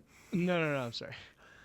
Um, so yeah, and then she moved in with them, and then um, I didn't want to leave, right? So obviously, they went to Baton Rouge. My dad was in DC, so it's like, we couldn't stay in New Orleans. Like all like my other siblings, besides my little sister, had gone to college, so I was kind of the oldest kid in the house at that point, and I really didn't want to stay. I mean, I'm sorry. I really wanted to stay, and I didn't want to go to DC. I didn't want to go to Baton Rouge. I didn't want to do anything. Like I didn't want. I just wanted to stay in New Orleans. Which is, and it's understandable. Um, so I lived with essentially a foster family, and I don't want to say it like that because they were really good friends with my mom, and they went to the same high school as I was. So I stayed with them for a year. And I was just like, I mean, I liked it at first, just because I was like away from my family, but at the same time, I was just like, you know what? I'm causing like all of this inconvenience for like no reason, and I'm being like really selfish. And it made me feel really bad, and I was just really resentful and just bitter. And then, especially when I had to move, obviously I didn't realize that about all the inconvenience until afterwards, when my it was for my junior year, my parents were like, yeah, we're just gonna move to like the Northern Virginia area, just to be with my dad. And then obviously I was just so super mad. I was like, I'm not even gonna get to finish like my high school career in New Your high Orleans, and then school career. then exactly, then I realized like it didn't even fucking matter. you know That's cool. yeah, and it just um I had been through other stuff that I might talk on later on other podcasts, but then like getting through that, just getting through like I have to go to a new school, I have to completely reinvent myself, I have to just adjust to just a new area, a new way of living, and all of these things, and how I could have been a lot worse. I could have gone down much worse paths, but I just think like here I am today, when I'm so happy, and I'm so just and I'm not trying to sound pretentious. Like I just feel like I'm so much more vibrant, and I can talk about a lot more things. I can do a lot more things, because back then, I was complaining about how I wasn't good at anything, but then I'm just like, well, what am I doing? Nothing. It's like people that are good at things are not only good because, they are born that way, but also because they practice and they put in the work. And I just didn't want to do any of that stuff. Um, yeah. And I'm just sitting here today and seeing how I am and versus how I was. And the gym, which is like, that's what relates to what we were talking about, it really got me through that, because it gave me just like that release, just that like the, what, I am living, and like no one can stop me. Yeah. Yeah. I think that's a very profound thing to realize at your age, and I think it's necessary. It's very difficult to look at inconveniences as, I mean, obviously when you're in the moment, it feels like it's the worst point of contention. Mhm. So the fact that you flourish from it is always what life is supposed to be. So you can look at it in recollection, and you can realize that this is how this is supposed to happen. And it makes me happy to hear that you're in that place now, because that's all I hear is negativity and just people bitching. And it's nice Yes, to hear people that yes. actually take the self-discipline route, and they try to better their life, even though they thought it was very difficult or impossible to do at the time. But like I said, it's very different. You have to live in the present, and it's very scary to think of what the change of the future can be. So, and you have to Yeah, find just your it's outlets, like and you found your outlet. yeah. So that's I'm really proud of you, man. That's awesome. Thanks, man. Yeah, and that's why Kung Fu Panda are like specifically. What? I know. Just bear with me. The second the second one is my favorite movie of Oh all shit. fucking time, man. Because it just those movies have just that theme of like just inner peace, and like just facing the dragon, and like fighting what like just facing the ugly shit, and just facing the ugly truth that like you just don't want to face, but it's like you just need to, and like coming to grips with that. And because I don't know if you've seen the movie or not, but Of course, I've seen um it. do you like vividly remember it, or No, never. Actually, you know what? I watched it a couple months ago again, just because I was like, I don't yeah, remember much of this movie. So I it's actually do. good. Yeah. Yeah. Yeah, but it's like the second one, because Poe's having like the visions about like his mom, and like he's like, wait, I was adopted, and like his whole worldview is just like completely changed, and like he doesn't want to talk to his dad, and he has like dad issues. And then he wants to know where he comes from and all this stuff, and like he realizes that Chen, the villain, is like that he did all this shit, and he's like the reason that his people were just massacred, man. And like it just like the themes of that for like a kids movie, they're so well written. And like when he goes back to the village where he grew up, and it's like it's just destroyed, and it's in the rain, and it's sad, and he sees like his old stuffed animal, and then like he gets those memories coming back, and it's like he has the visions, and it kills him just thinking about this, like the stuff that was done to like the other pandas, and how his family just like they died for him. How his dad just, like when he has the visions of just like of his dad, and he's like, like take our son, go away, I'll defend us, and he's just being a badass, but he unfortunately dies because of that, because he gives up his life. And then just Poe with his mom's like bringing him through like just the freezing cold, like running away from wolves, and like just to like save his life. Like that's just such a cool thing about humans, is that we can go above and beyond to do something that isn't for us, because she's doing all of this just to protect her son, and she doesn't know what he's gonna go on to do, but she's just like, you know what, I just need to give him what I promised him, which is a life. And she gives it to him, and like, yeah, Poe went through some awful shit that he hated, but he became stronger because of that. And obviously, he's sad because he doesn't have his parents in front of him right now, but he's just seeing all the shit that they went through for him to like, to be, because without them he wouldn't have been, and he would have just been killed by the wolves.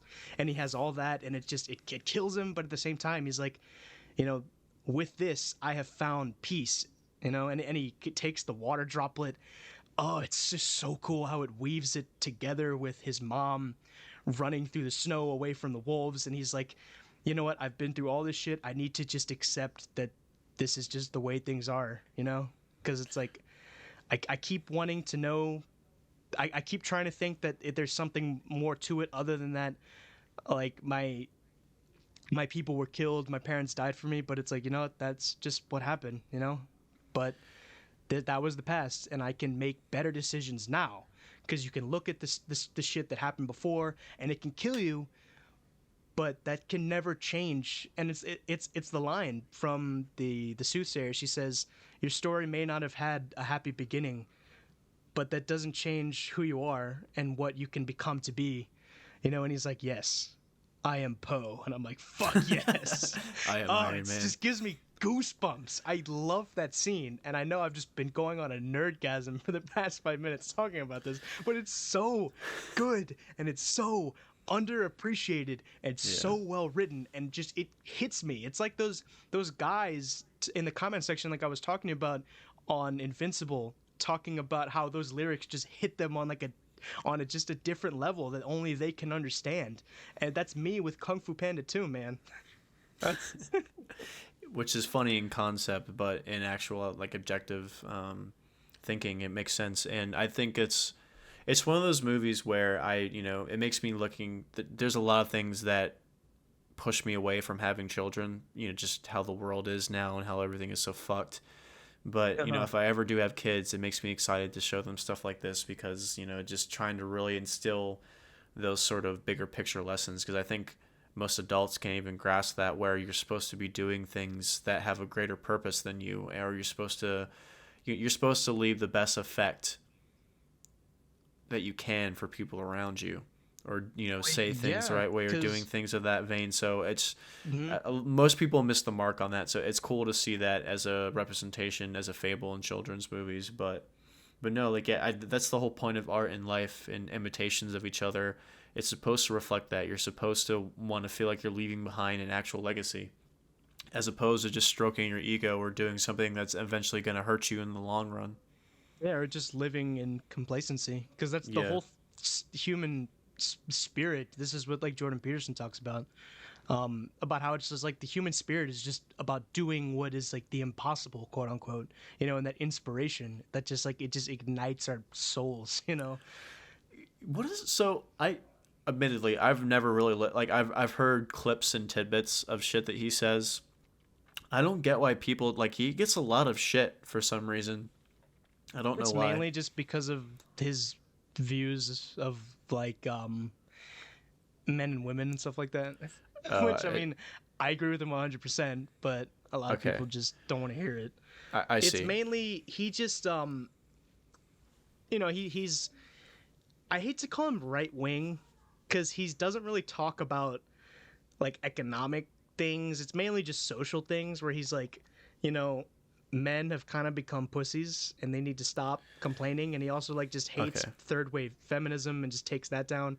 And he just talks about how the like Canada and the US and like the whole Anglosphere is like the greatest civilization like ever made, and like there's a bunch of people benefiting from that just completely just they don't want to hear it, and they're literally just so out of touch complaining about all these things when it's like you're literally benefiting from the most successful civilization ever. You know? I see. I'm starting to get the picture now. So I Yeah. guess he's the cornerstone of the red pill content, but it seems Yes to me and like, no, but yeah, I mean yes, but at the same well, time, in the way of like saying like pointing out like the hypocrisies of our society, and like I said, yes, well, yes, the exactly. idea of men becoming pussies and then having feminism to blame for that and all that shit, that's pretty synonymous with the other red pill stuff. But the stuff that I've seen Yeah. from him has more been like not uplifting, but it's more been like, these are problems that you as a male need to solve or address to be a better person. So I guess from aspects like that, that's probably why a lot of people like listening to him. Like I said, I've seen tidbits of shit here and there, but I don't know. I'm past that stage in my life to where I have to listen to grown men, telling me advice like that, because I've found that inner peace in myself. Right, So I don't same. feel the need to branch out and have like that sort of like, I don't long for somebody to tell me stuff like that, because I've lived through it. I've experienced it, and obviously they're older and they've experienced more, but I feel like at this point they're just trying to sell me a product or sell me an idea, and I just I does can see not what you're interest me. saying.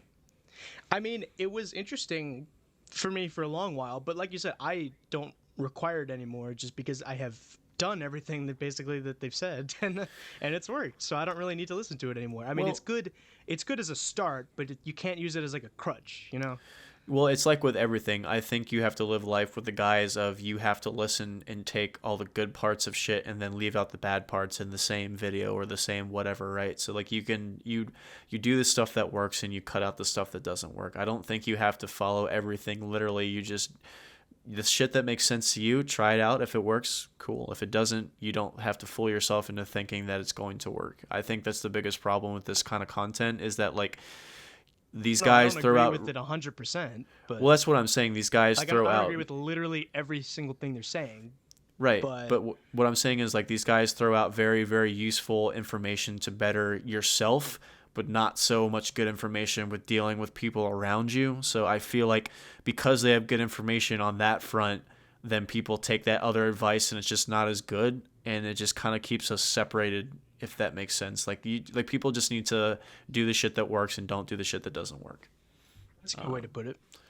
But yeah, I just always remembered a lot of people giving him shit, and I never really followed it. But yeah, no, you can. That's the cool thing with children's movies, because you can just get a very very simple concept, and then just it's just done in a very cool way, and you take a life lesson from it. I don't really. Yeah. I get more of my Um. life lessons in like person from experiences. Like I'd like to think that I can read something and just, oh, I can get behind this philosophically and I can use this to better my life, but it never ever works out. And when I'm actually balls to the grindstone, I always just learn the hard way and then learn from that, honestly, my whole life. Right. Right. So Well, you're saying about the kids movies, and that's why I can't fucking stand the whole like if someone doesn't like a kids movie, they'll be like, it's just a kids movie. It's like that doesn't matter. That doesn't excuse if it it's good, it's for good. being bad. Yeah, because there's kids movies that are fucking awesome, like Kung Fu Panda 2, How to Train Your Dragon is fantastic. I love The Lion King, Beauty and the Beast. There's tons of like fantastic, well made, well put together. Like you could tell that there was hard work put into it. Kids movies, and Right. that's why I can't stand how the majority of kids movies now are just garbage, and they just serve to make kids dumber. Yeah, that does make, and that's what I'm saying. Like if I do have kids, I'm excited to show them the stuff that actually, doesn't fucking microwave your brain. But I don't know. I mean, Yes. we've jerked off that horse to death about how lazy animation and how dumb all this shit is in our popular media. But it just Right. makes me. That's why I like the diamond in the rough when it comes to these kids movies, because like you have a lot of beautiful imagery and symbolism in a lot of them if you look for it. Kung Fu Panda 2, Inner Peace. I just thought that was a really fucking funny segue from what we were talking about. I I was not know expecting it. because How did we even get to? Oh wait, it's because you were talking about the because we went from the gym to Yeah, you with you're the talking about your anxiety, and then experiences talking about moving. the experience, yeah, and then the movies and how that movie relates to the shit I've done in my life. So I guess, So I yeah. mean, you don't have to answer if you don't want to, but how long did it take you to adjust living here? Because it's kind of a hectic place to live. I mean, there's still things here and there that I'm still adjusting to, but basically just to get to that, like, I To the mean, point where because you feel better, like I mean, you'd say you're in a better spot now. um, I'm trying to remember. I mean, because obviously, oh, I think it was during the virus, I started to kind of like I started to feel a lot better. I had already Interesting. started to feel better at certain points, but in the virus, because that's when I discovered y'all, and I got my first guitar, and um like I had a lot, like my schedule was completely different. I got to work a lot more, so I got to, you know, yeah, I got to work a lot of McDonald's, and I got a lot of money and just skills and just you know connections there, which was very nice. So yeah, I would kind of would say it's like when the virus came. I mean, initially, obviously, it was fucking awful, but yeah, That's interesting because most people, I think, declined severely during COVID. It was a fucking shift. yeah, People uh, lost their jobs, they didn't work out as much. Their like domestic abuse rates were up because people were stuck in the house longer than usual, so like it didn't take yeah, the that much cabin to fever, yeah. kind of dissipate their little fragile ecosystem that they had. Mm-hmm. So I don't know. I think I kind of had the I didn't say I was better during COVID, but it definitely gave me a lot more to focus on. And I was worried in the beginning because I wasn't sure if I was going to have a job in the next couple of weeks. But was not anticipating people spending their stimulus check money on instruments and all that kind of shit. So we did a lot more business during that time, and it's That kind was of nice. turned into what it is to now. So I think for me, I think it was good for people like you and me to take a step back and reevaluate. So it's like was focusing on eating more. I wanted to, go exercise a lot better. It gave me time to breathe and focus on shit that's more important and kind of give myself, because I was working all the time. So having that little bit of a break to readjust, I feel like I'm stronger now because of it. I was given that time to rest and recalculate as opposed to self-destruct like a lot of people did or gain a lot of weight and all that bullshit. I feel like people just need an excuse to just like blame all their bullshit. So it's like, oh, perfect scapegoat, nothing to do, out of a job, money's getting tight. So I'm glad that I didn't self-destruct. I'm glad I did the same thing as you and tried to grow from it. Yeah, no, and without the virus, I would never have seen the guitar store Well, I'm sure because you would have eventually. You're fucking like not even a goddamn mile from it. no, I know, Barely. but I discovered it because I was walking to the Mexican restaurant that's right across the street from y'all, and I would just go over there and just like talk to the people and just kind of chill out there. It was pretty cool. The people there were very nice. But then eventually, like I saw y'all's store and I was like, huh. And because I was listening to a lot of the Spanish classical music at the time, I was like, it'd be really cool to get a guitar because I had a shit ton of just disposable income from McDonald's. So I saw the store and I was That's a like, sentence fuck, of nobody never course. says. Right? Yeah, no. Fucking clip It's so that. true. I had so much Yeah. disposable income from McDonald's, bro. Yeah, bro, so much disposable income from McDonald's. So Oh anyway, I fuck. saw y'all's store. I walked up and I was like, "Oh fuck, it's closed because of COVID." But then I went back like a few weeks later, and it was open again. And I was like, "Oh, cool, I'm gonna go inside and check it." And then I met Matt, um, and then I saw there was just different guitars and stuff like that. I don't remember actually the first time I met you. I remember because I sold you the guitar the first time I met you. What did you think? I'm What do just you kind mean? of curious to like of me. What were like? What did I think of you? I don't remember. I You mean, know I what it is? know. I Oh, probably sorry. was indifferent. Like I meet a lot of people every day, and I True. either find them really fucking annoying, or I'm like, oh, they're cool. You know what I mean? Like I don't do like a deep psychological analyzation of people when I first meet them. So it just Mm. takes time for me to build up. But obviously, coming back and forth and leading up to what we're doing right now, obviously, you know, I don't find you annoying Are you sure? at at the very least. Um, Even if I think that, never mind. No, I do apologize for certain things I've said at the store and me just being annoying about my views, which I still hold those views, but obviously it is important to articulate those views in the correct way, you know?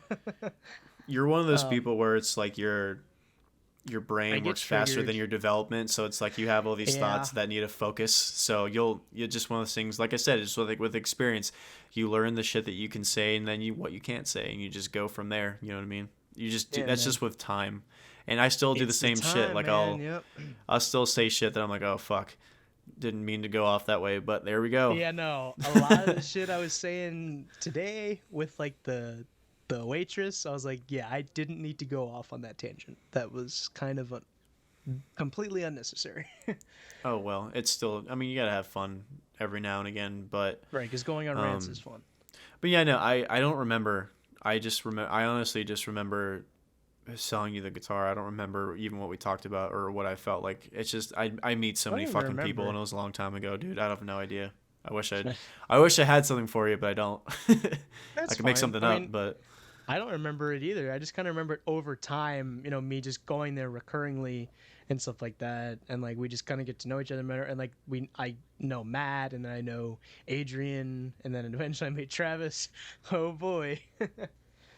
yeah, it's a fun little. And honestly, this is the one thing that I love working where I do is I for people listening, I kind of get this from my dad. My dad is a very he basically he was an engineer, but he basically worked his way up to administration, so he was responsible for a lot of people.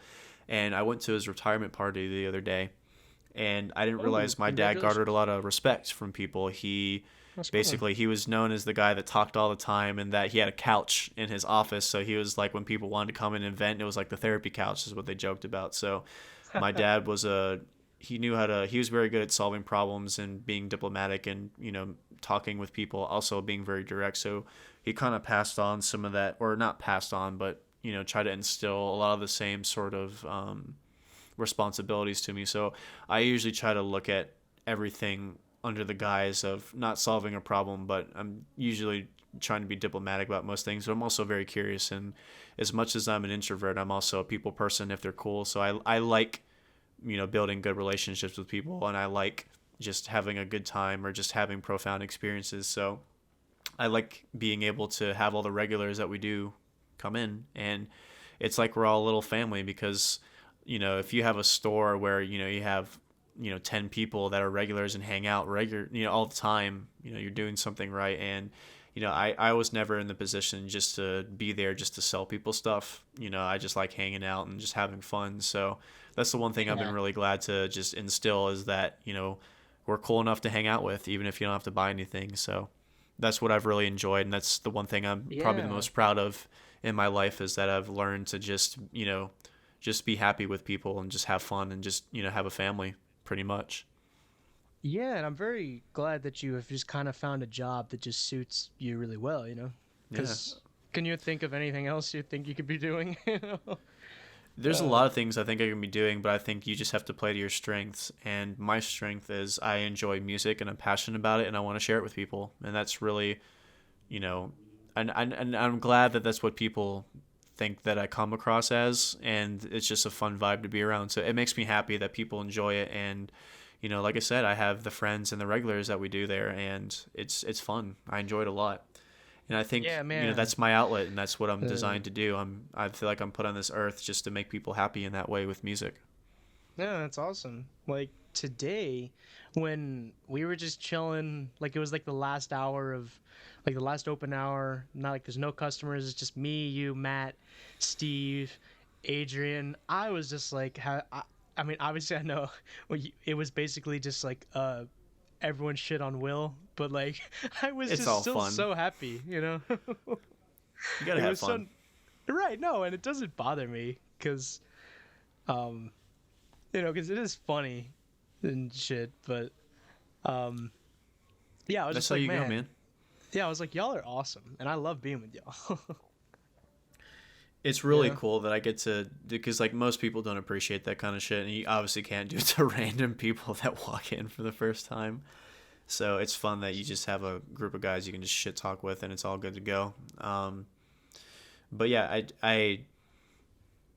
I think like you were mentioning as the themes are with the theme of Kung Fu Panda earlier, it's just finding that greater purpose to be a part of, and just find the shit that you're good at that's bigger than yourself, and it's something you can leave behind. I think it's not everything, because there's a lot of times where it can get misconstrued as just complacency or just manipulation or pandering, but I feel like there's a lot of power in respect and courtesy.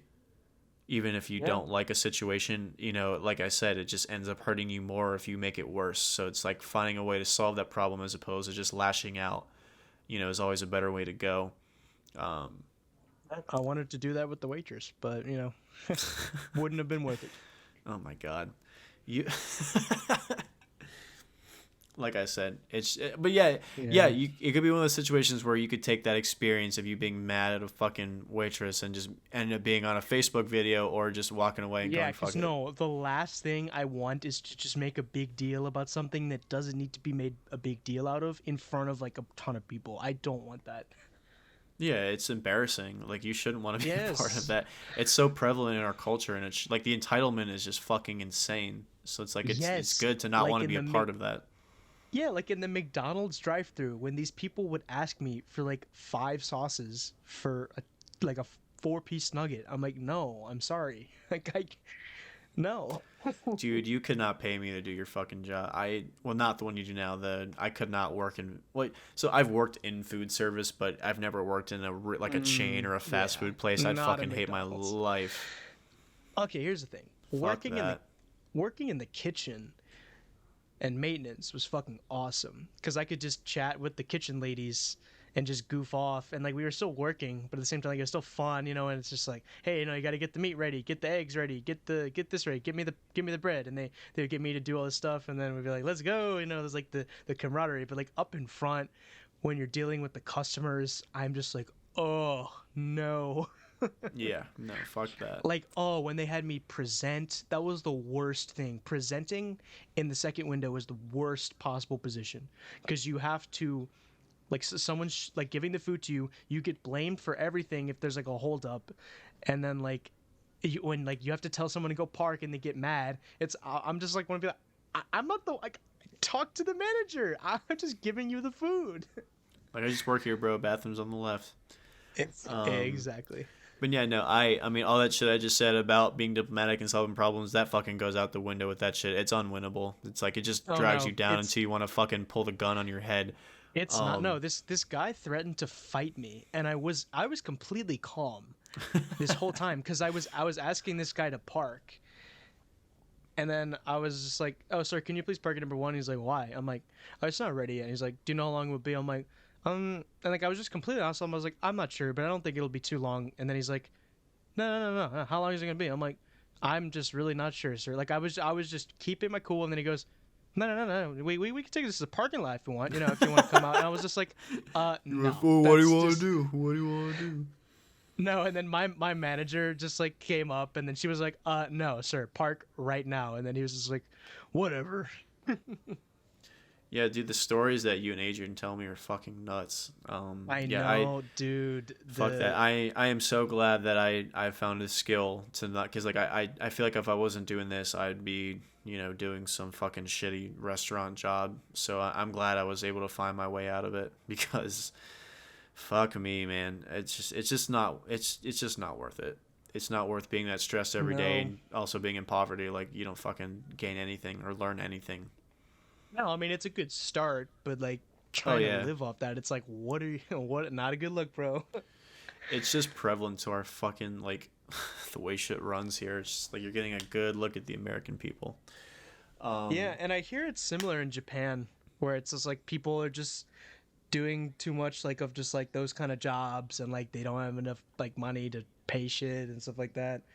And that's why right. like the obviously like the marriage rates have gone down significantly in Japan and also in America, because it's just like that, that restaurant shit, dude, and the service.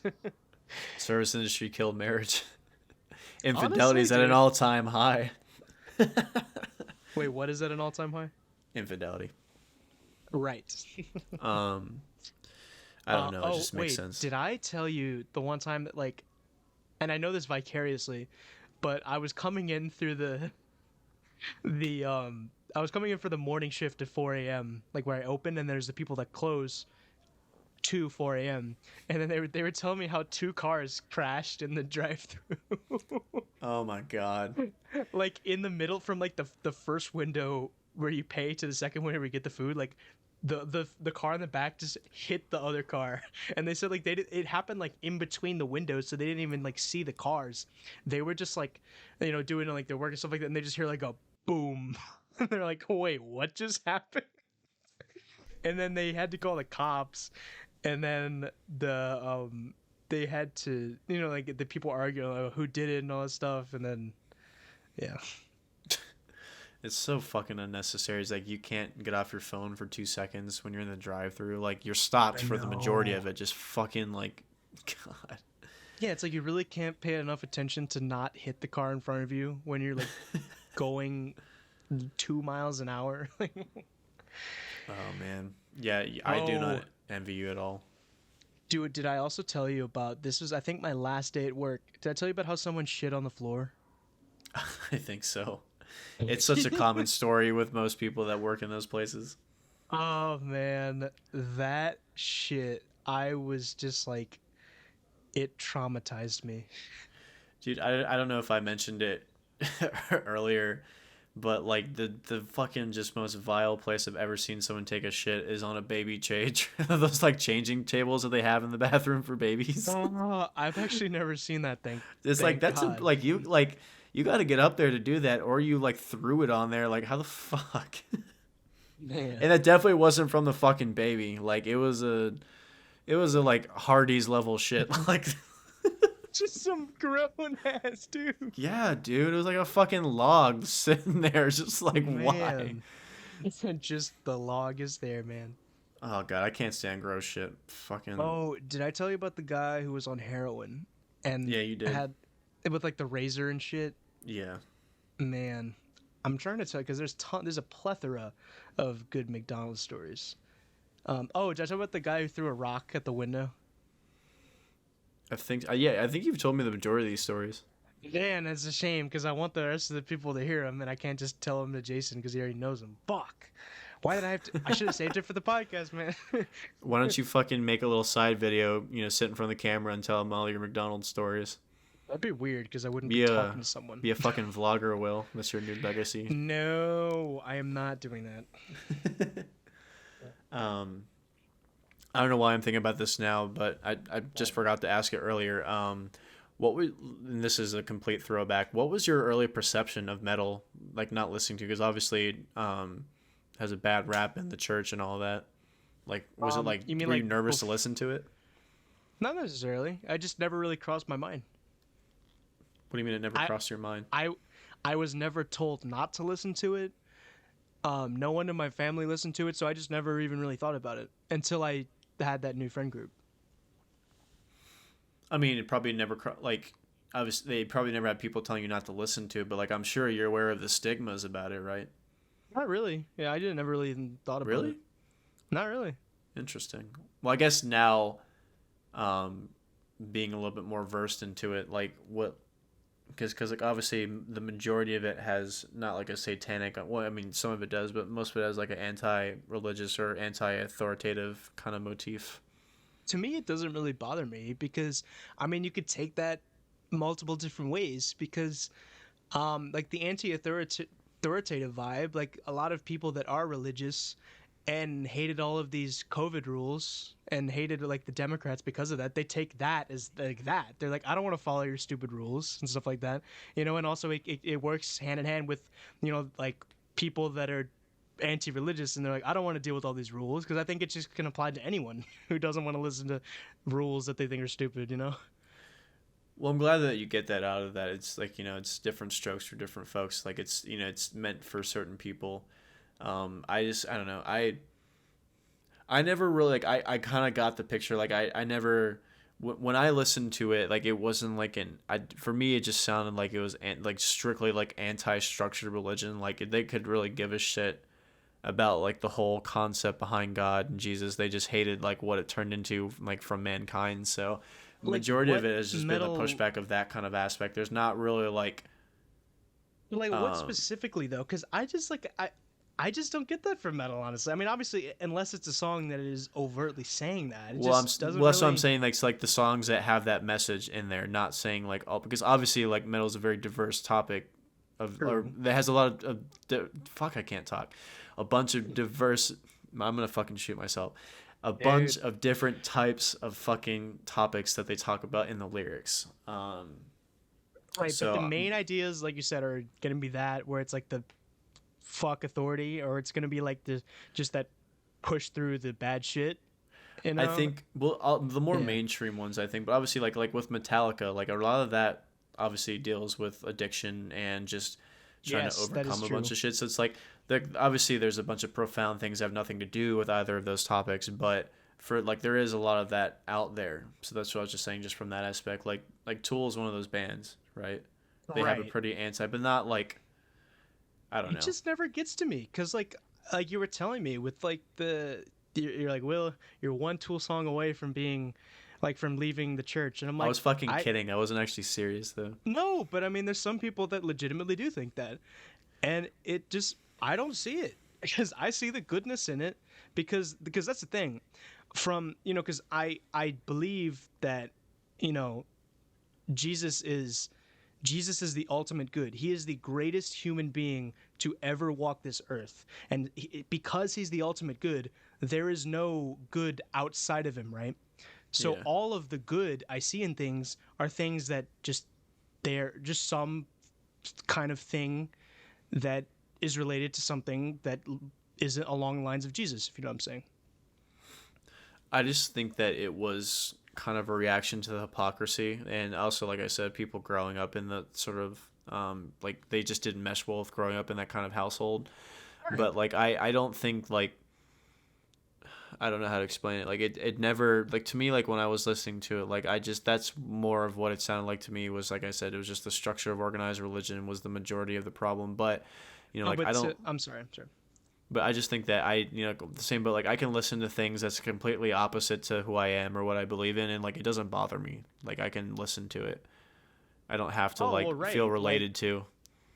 right, because I mean, obviously, there's a bunch of shit where it's like you're gonna agree with it 100%, but then obviously there is value in consuming things that are anti whatever you believe in because I Yeah. mean obviously there's tons of music I know that's anti-Catholic that I like. There's tons of movies like Donnie Darko. That movie's anti-Catholic as you can get but it's a great movie. I think it's hilarious. A lot of horror movies um are anti-Catholic. yeah, yes, even though those um, I am not as into. But have you seen Donnie Darko? I don't think I ever have. I know Dude, what it's about, I and like I've seen like pieces of it, but I don't think I've ever seen it all the way through. you'd probably like it. It's I've heard that. Yeah, I don't know. It it's it's let very me make sure I'm getting my anti-religious. story right. It's about the guy that like he fucking like looks at himself in the mirror or some shit and like he just doesn't age or like he's all about like himself, he's very vain and all that. Is that No, the no, no, no, no, no. what is that? No, I don't know what that one is. Is that also Jake Gyllenhaal? I have no idea. What is Donnie Darko? I think I'm thinking of something else. Okay, so Donnie Darko is the movie with that on all the posters and stuff. It has like the blue like rabbit alien thingy. Okay, I have no idea what you're talking about. So I guess I haven't seen this at So all. it's basically so Jake Gyllenhaal is the main character. It's basically this guy. He goes to like this Catholic school or something like that, or it's like religious or something like that, Right. and um he he sees all of like the and this is to the movies writing, not what I believe in reality, because he sees all of like the hypocrisies of of these things that they're teaching, and he sees all of like the nonsense in it and how it's like a bunch of bullshit and stuff like that, and he's like starts calling people out in like the lessons and stuff like that of the stuff they're teaching, um and also it has a bunch of like it's basically that just like the anti-authority thing. And he also the other main thing is during this time that he's at this school he's having visions because he's kind of schizophrenic. He's having these visions of this weird, creepy, like humanoid rabbit figure, and that humanoid rabbit figure is telling him to do a bunch of this, like, this bad shit, like, hey, go burn down this guy's house, or go fuck this thing up, or he keeps telling him to do this stuff, and it has this and it's all interlaid with time travel. It's a really, really interesting movie, and it gets the rap for being like a stoner movie because of that, because it has all those weird concepts intertwined with all of this funny anti-authority shit. um it's just, you should give it a watch if you can. Yeah, that's a lot more interesting than what I thought it was. I don't know why. I'm trying to remember now what the fuck I'm thinking of. It's hilarious. I Oh, is watched it? it. Yeah, I watched it with my friends in New Orleans. I was laughing my ass off. Yeah, that sounds kind of up my alley, so I'll definitely give that a listen. Um, I think like basically the whole point that I was saying the last time was basically like if your relationship is that fragile to where like you're influenced by the specific piece of media, and that's what it takes to sever your ties. Like, it's again my same ideology with the people that commit horrific crimes because they're influenced by another piece of media. Like, I think it's just a matter of time. It's going to be that straw that broke the camel's back. So you kind of like to anybody listening, if you're really affected by whatever medium of entertainment or art to enough to the point where like you're going to do a drastic life change, you really need to sit down and like figure that shit out and change that, because you'll just go on this path of self-destruction. It's going to lead you down somewhere dark regardless of however it ends. So Right, and obviously in this day and age, we are like overexposed and overstimulated by these kind of things, yeah. And a lot of people just don't have like that. You know what? I can just not listen to music right now, or like, you know what? I can just not use my phone right now, and I can just sit down and just have quiet, and I can just meditate. There really is a ton of power in self-perseverance, and it's one thing that's super lost on people. I see, everybody bitching about whatever mental health or problems in their life or just stuff that they can't stand or people they can't stand on Facebook and shit.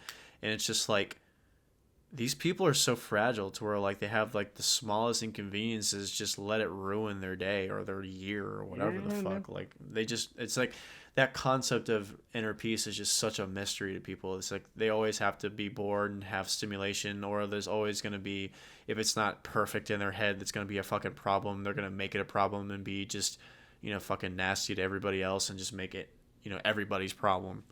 It's a concept. It's just lost in mostly America, but also just like the English speaking world in general. Because I mean, in Europe, other than like England and stuff like that, I talked to my brother about this. Like, a lot of the population of the other European countries can still have like a day where they're just like, you know what, I'm just gonna have this day spent in silence, and I'm just gonna think about things and just not be, I'm just not gonna just do things that just aren't necessary. But in America, a lot of people just can't fathom the idea of just like, yeah, I'm gonna spend my day in silence and I'm gonna do nothing. Yeah, it's the idea of, focusing on the nothingness and just living in the present, or just trying to find a way to calm yourself down, or just realize that you can be happy in the moment with nothing. Because I don't think many people can do that. I don't think very many people can just sit there, have nothing, do nothing, and think about nothing and not lose their mind. Like, they have to have a distraction. They have to have something stimulating to them. They have to be under this, feeling of euphoria. Like, they can't just sit there and be. And I think that's why meditation is working for a lot of people. I can realize that because they just realize how much that they miss in their life. And yeah, because when you're doing all of these stimulating things, like, you don't realize that that is literally doing nothing, Yeah. because you get almost nothing out of that. Because once it ends, then that's where the euphoria stops. There, yeah. Like, it's exactly where it goes. And then if you're depressed, and then if you can't do anything else but you just sit there, then you're fucked. So I'm glad that like I never had to go through stuff like that. Like, my biggest problem was, feeling like my purpose was never met, or like there was always something greater out there. I was always chasing the dragon. So it kind of took me a while to, like, oh man, all these other people are so dude, much the fun, feeling of, that's the worst. And that's just a killer to like people that are our age, Dude, I figured out well, not figured out. Like I just remember that now that you said that. That was the biggest problem I think of my childhood. It was I always was feeling like I was missing out on something, or that whatever I It's was a doing was not killer, as good yeah. as the thing I could be doing. So that fucking, and honestly, to this day it still kind of gets me sometimes, but I just kind of learned to shut that part of my brain up. But yeah, that was probably my biggest hurdle to overcome, was that kind of mindset. Yeah, yeah, because it's essentially just the lost idea of monasticism. Because like monks, traditionally they're completely separate from the outside world, and they don't give a fuck about anyone else because that's the whole point is that they're just being away because they just need to be away from people and they don't Yeah. want to be sucked into just these things like these meaningless things of just like secular society and that's why I it's really annoying a lot of these laws that I mean they didn't obviously they didn't ban monasticism but like monasticism has been compromised in America because like there's certain laws about how they can't be like this closed off and stuff like that. Like they still need to have a certain connection to the outside world, which like back in the day, you could monasteries were just completely isolated.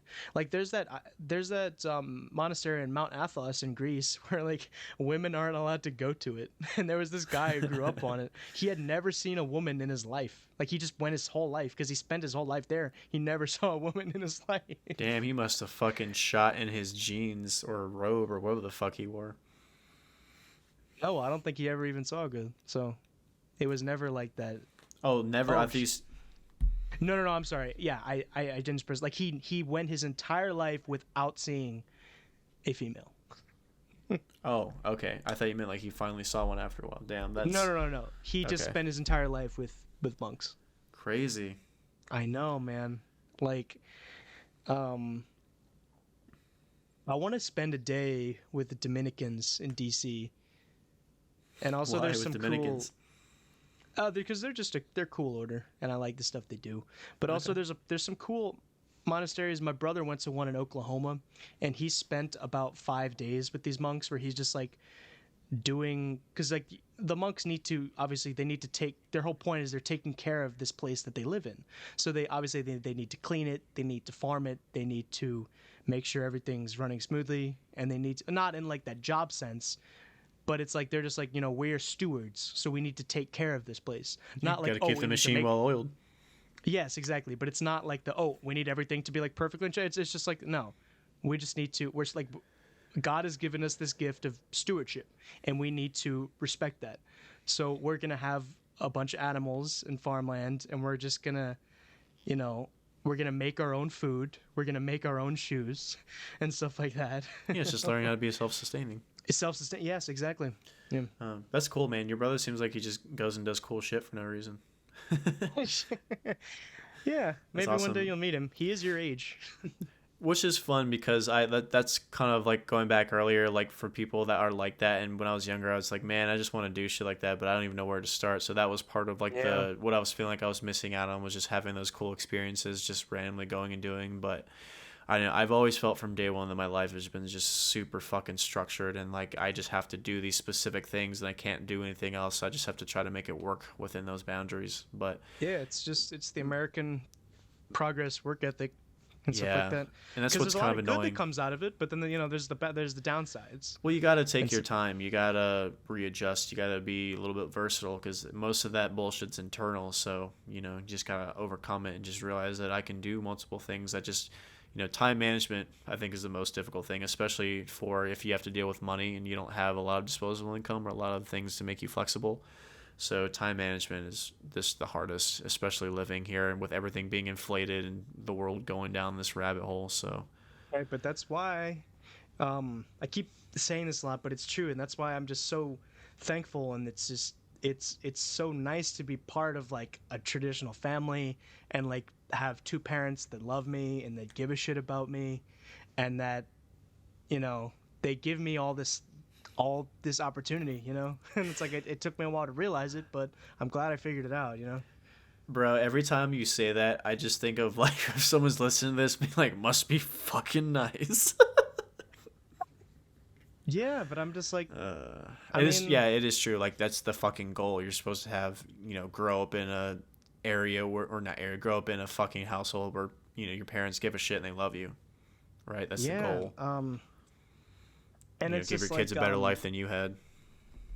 exactly. Like, I mean, if you just look at how my grandparents lived and how they didn't have everything, but made everything, so that my mom wasn't like that,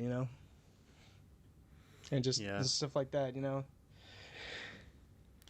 the human spirit, man. the human spirit lives on. Well, I mean, I think it's a testament to some of the the good habits that you picked up along the way, are not just and just directly from your parents, but just because they gave you the space to learn that stuff on your own, and you didn't feel like your home life was Yes, in turmoil. because So exactly, because they did a lot of stuff in like subtle ways that where they just kind of left me to my own devices, and I did pick them up in a sense on my own, but I still was under their guidance without even realizing it. Which I still am just I appreciate it so much, because they like they don't force me to go to mass. They don't force me to do a lot of stuff. I just kind of came to the conclusion, like, you know what? They were teaching me this, and they did make me go and do these things for a reason. yeah. Yeah.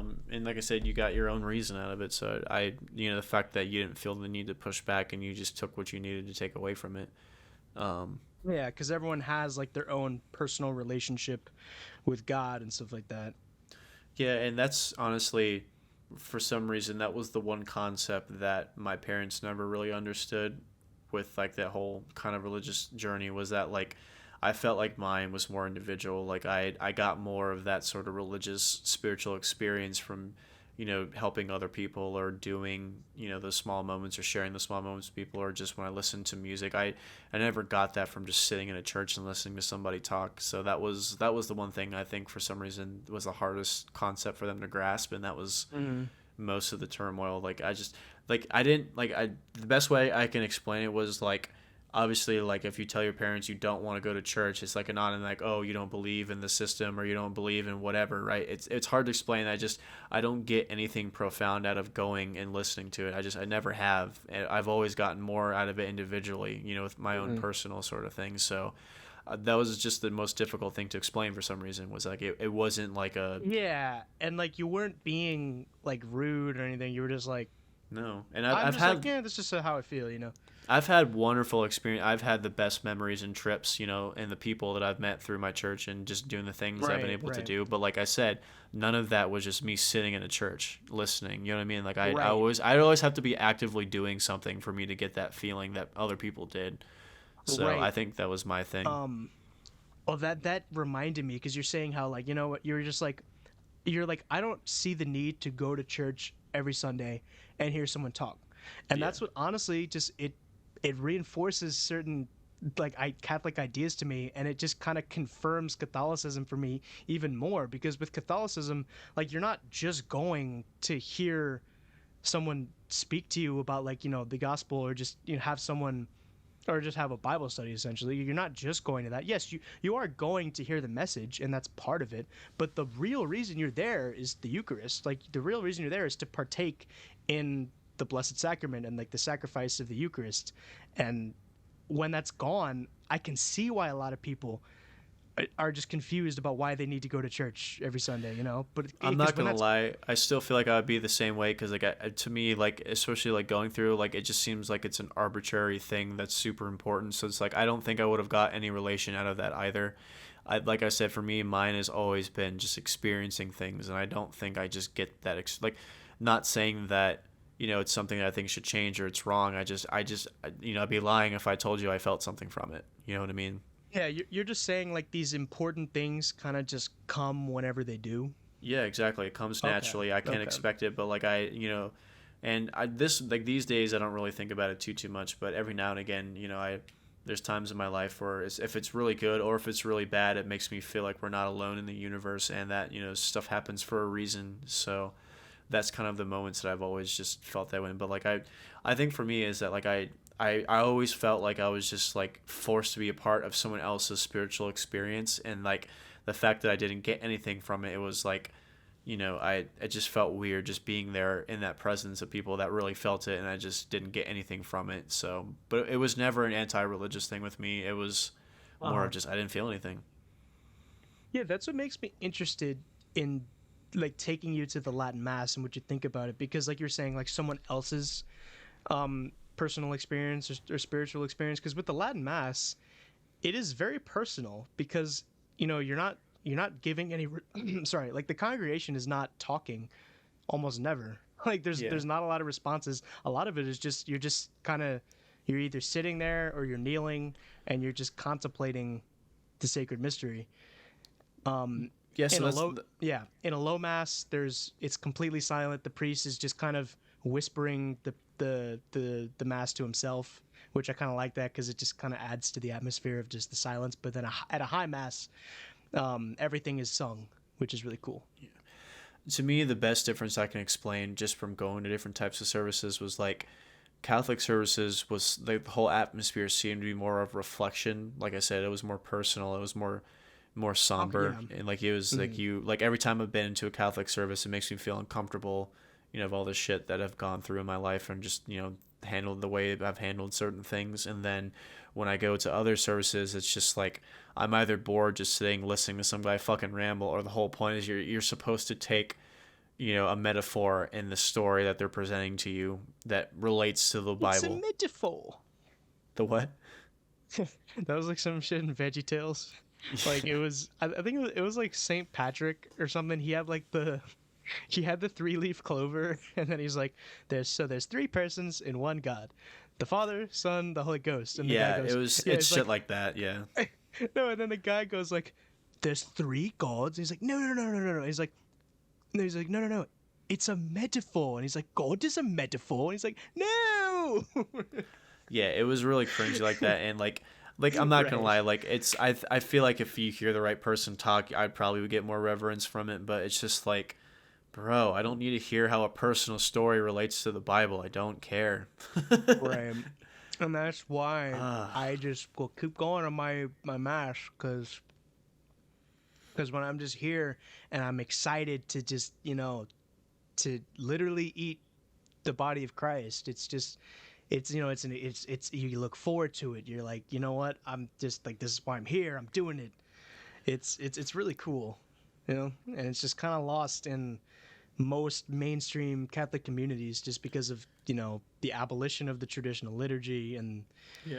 and music and stuff like that. I don't know. To me, I feel like the symbolism is still the same. I just think it's different delivery. I don't know. Like I, I don't know. I feel like in terms of communion, it's totally different concepts from denomination to denomination, especially Catholic versus Yes. Protestant. But um, I don't know. It to me, like I feel like people would just take a very simple thing as that topic, or not the topic. The thing is like the Eucharist, and like it's a very important, vital part, right? But it's a super simple ritual. Like you're just supposed to be, intaking the body as a metaphor of like accepting Jesus into your heart, or whatever the fuck you want to But it's relate not it a to. metaphor because it is Jesus. Well, yeah, what's what I'm saying. Whatever you want to relate that message Well, to so when yeah, you like you're take saying, to communion. certain denominations, it is just a metaphor. Well, no, what I'm saying, like whatever you get from it, right? Like you, whether it's literal, the message, or a metaphor, or whatever the fuck it is, if Oh, it okay. makes you fucking happy, and so like whatever you get from it is still a personal thing, and I just didn't get that personal feeling from it because it meant Yeah, I nothing to understand. me. I feel like honestly, like I feel like accepting the body of Jesus is when I help somebody do something, because I feel like that's what he did the majority of his life. Jesus didn't just fucking eat something and felt good about himself. He actually did things for other people. So I felt the body of Christ when I helped others and made them feel good, not just, eating a fucking wafer and drinking grape juice. Like I didn't feel like I think that I was my main mean, problem is I feel like people put way too much meaning in like shit that was simple like that, but they didn't like do the rest of it. So that's probably the best example I could give is yeah, my communion was helping people. yeah. I see what you're saying. Um, I can see how that, but then again, I can see how that applies to if you're just like if the Eucharist is symbolism and you're just eating a piece of bread and grape juice, but like as opposed to if you literally believe that this is Jesus. Yeah, but Because I why is think that more important to you than like just like I said, like like you believe like that is the body, right? But like you're still just yes, intaking a thing, like that's all you're doing. Like you're not but doing it's anything more than Jesus. that. Yeah, but that's all you're doing though. Like it's No, not but when a Jesus is in your body, you just, I mean, and like, you don't get the powers of Jesus, but like you have the grace, and like when you have him in your body, it's just like it's the true enlightenment. Jesus is true enlightenment, and it just gives you like it gives you the grace, it gives you all of the fruits, it gives you the joy, it gives everything to make your life not just better for yourself, but you can give it to everyone else, and that's the whole point of partaking in communion and being like, because you have to prepare yourself to receive it. That's a thing that's kind of lost now, because you have to be in a fasted state, you have to just be, you have to have like a, like you just have to really, you have to pray and just contemplate, like, man, like this is literally like and like we say it in mass how like we're not worthy to receive it, but like just only say the word and my soul shall be healed and stuff like that. That's And probably why it makes you feel a lot more intense. Is like you haven't eaten anything, so that's the first thing you intake into your body. So you feel all the fucking tingles and all the like nourishment from that thing. So that's also probably part of it too. That's interesting. I didn't know you're really supposed to be like that in that state. well, traditionally you had to be in, I mean, I think I talked about this. You traditionally had to not eat anything before you went to mass that day. So it's like if the mass was at 7 o'clock at night, so be it. But then they changed it to 3 hours before, and then they changed it to 1 hour before. So now it's like the fast. It doesn't even really. It's not even What I'm anything. what I'm saying is like I could see how that gives you a more powerful effect if you haven't Right. eaten anything and then you do If it. you are, yeah, if you Yeah. actually are in a fasted state. Yeah. So that I can understand. I don't know. It's just I'm very like I'm very analytical about stuff. So it's just like I feel like most of the time since I don't get that importance from just doing little rituals. Like I'm not a ritual person. Like I don't like I've never gotten like importance out of ritual. I've always gotten importance out of doing specific things. So I think that's just more of me. Like I don't like it doesn't how do I put it? Like it just doesn't do anything for me, I guess I should say. That's fair. But I don't know. I just feel like that was such a like it was such a difficult concept for people to grasp. The fact that I was like deviating from what the normal thing is. Like, no, you're supposed to get this from this. Well, it's like, well, I get this in another way. When they're like, no, you have to do it this way. So it's just like, well, fuck, man. I guess we're at a stalemate. So or stalemate, where the fuck. Stalemate, But man. stalemate, bro. Oof. But I don't know. Like these days I'm more apathetic to politics and religion and all that shit. I just do what works for me, and I feel like in the afterlife, it's not gonna matter as long as you're a good person. And hopefully I'm right, but we'll see. I don't know. I think there's just too much like bullshit to focus on, so I don't feel like just putting because like it gives me anxiety. I remember growing up like the not like the feeling of like agnosticism, but just like like the fear of like what happens afterwards. I think was just too much for me to handle. I just didn't want to fucking just deal with it. So But everyone contemplates it, and that's yeah, proof everyone to me goes that through it. like it's real. That's proof to me, because like if you can contemplate, like if you contemplate, like, everyone contemplates that, you Yeah. know. I just think like the way that we run it now is just it's very like it's just very single layered. Like you have to do it this way, and only the people that get to think outside the box are the people that have the power, whether it's the pope or the preacher or the politician, whoever the Well, fuck, right? that's not necessarily outside the box, but Or whatever like the only people with critical thinking and or can write doctrine are the people that hold the power. So it's just like if they don't say it's okay, then you can't do it. It's like waiting for the next version of software to be released. Like you can't do this thing that can work until the new update's released. So it's just like this is just unnecessary to me. But like I that said, I've applies I've done a to, bunch of well, cool things with the church. I've met a bunch of really cool people. I've done a bunch of good charitable stuff, and it makes me feel good to be a part of. And I think that's the most important. I think if you are going to be part of some religious organization, I think it is your duty to give back to the community. well, yeah, because that's something we talked about. That's why if religious people do bad things, then it makes it even worse. Yeah, just do Yeah. good things. Good things will happen, whether it's karma, Jesus, universal manifestation, whatever the fuck you want to call it. Just live your life like you'd want other people to be a part of. Live your life the way Jesus wants you to, man. Oh, yeah. But, yeah, so. Yeah, that's all I got. Cool. Yeah, well, I mean, I think we've had a pretty good podcast. Yeah, I like this one. This was very, very profound.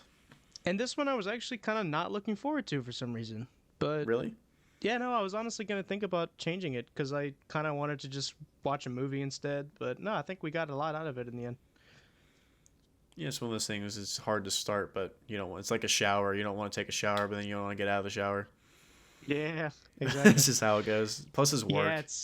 Yeah, exactly. Because it's like it's hard to get the ball rolling, but once it's dropped and it's rolling, it's hard to stop it. I think it's cool. I haven't made consistent content in a while, especially with music. So I'm glad there's a medium where I can just say I'm part of something. I like doing projects like this. Yeah, I'm happy to do it with you, man. I'm so happy. Cool. Well, yes. Anything else you would like to add, sir?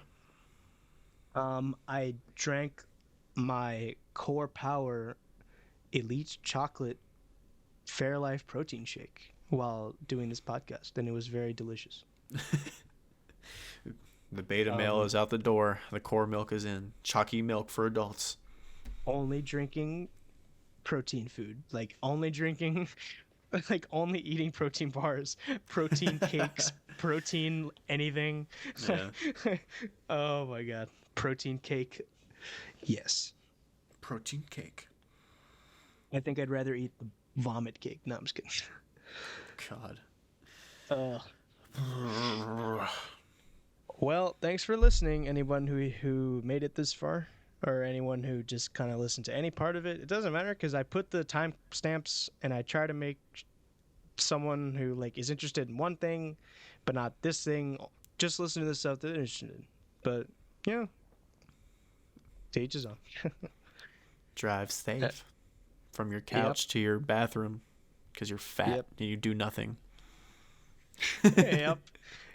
And you complain about everything, and you hate everything, and you wish everything went your way, and you're bitching about how other people have more than you, and you're a fucking commie. Never mind.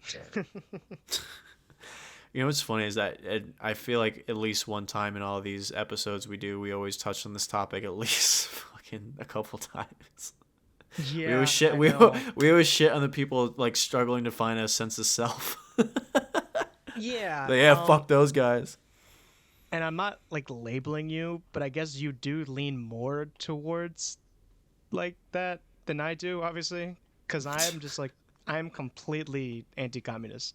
But I don't give a fuck, man. I don't it's all bullshit to me. I don't care what it's called. A lot of certain things that communists hate, you would still be yeah.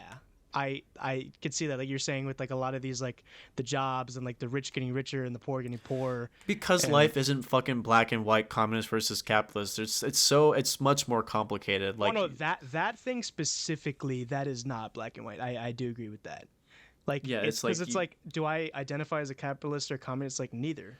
It's stupid to live your life in that way. It's why I fucking hate politics, because that shit they mail to you where it's are you against this thing? Here's the check mark of our politician that is against that. It's people live their lives like that. They pick a really fucking complex topic and it's a yes or no check mark, and then they have to fucking die by that sword. So it's that's fucking stupid. Right. I'm not a part. Dude, I am never going to register to vote. I've never fucking voted for anything. I don't give a fuck. We're gonna go downhill. That way because you're just this doesn't add anything to anything. It's pointless. And I respect you exercising your right to not vote. Because it's fucking dude, you know what honestly is the worst thing? I hate the people that they think they're fucking doing their civic duty, or they think they're such a fucking saint for voting, or it's they can be a shitty person in all the rest of their life, but the fact that they voted, now they're a goddamn fucking acolyte.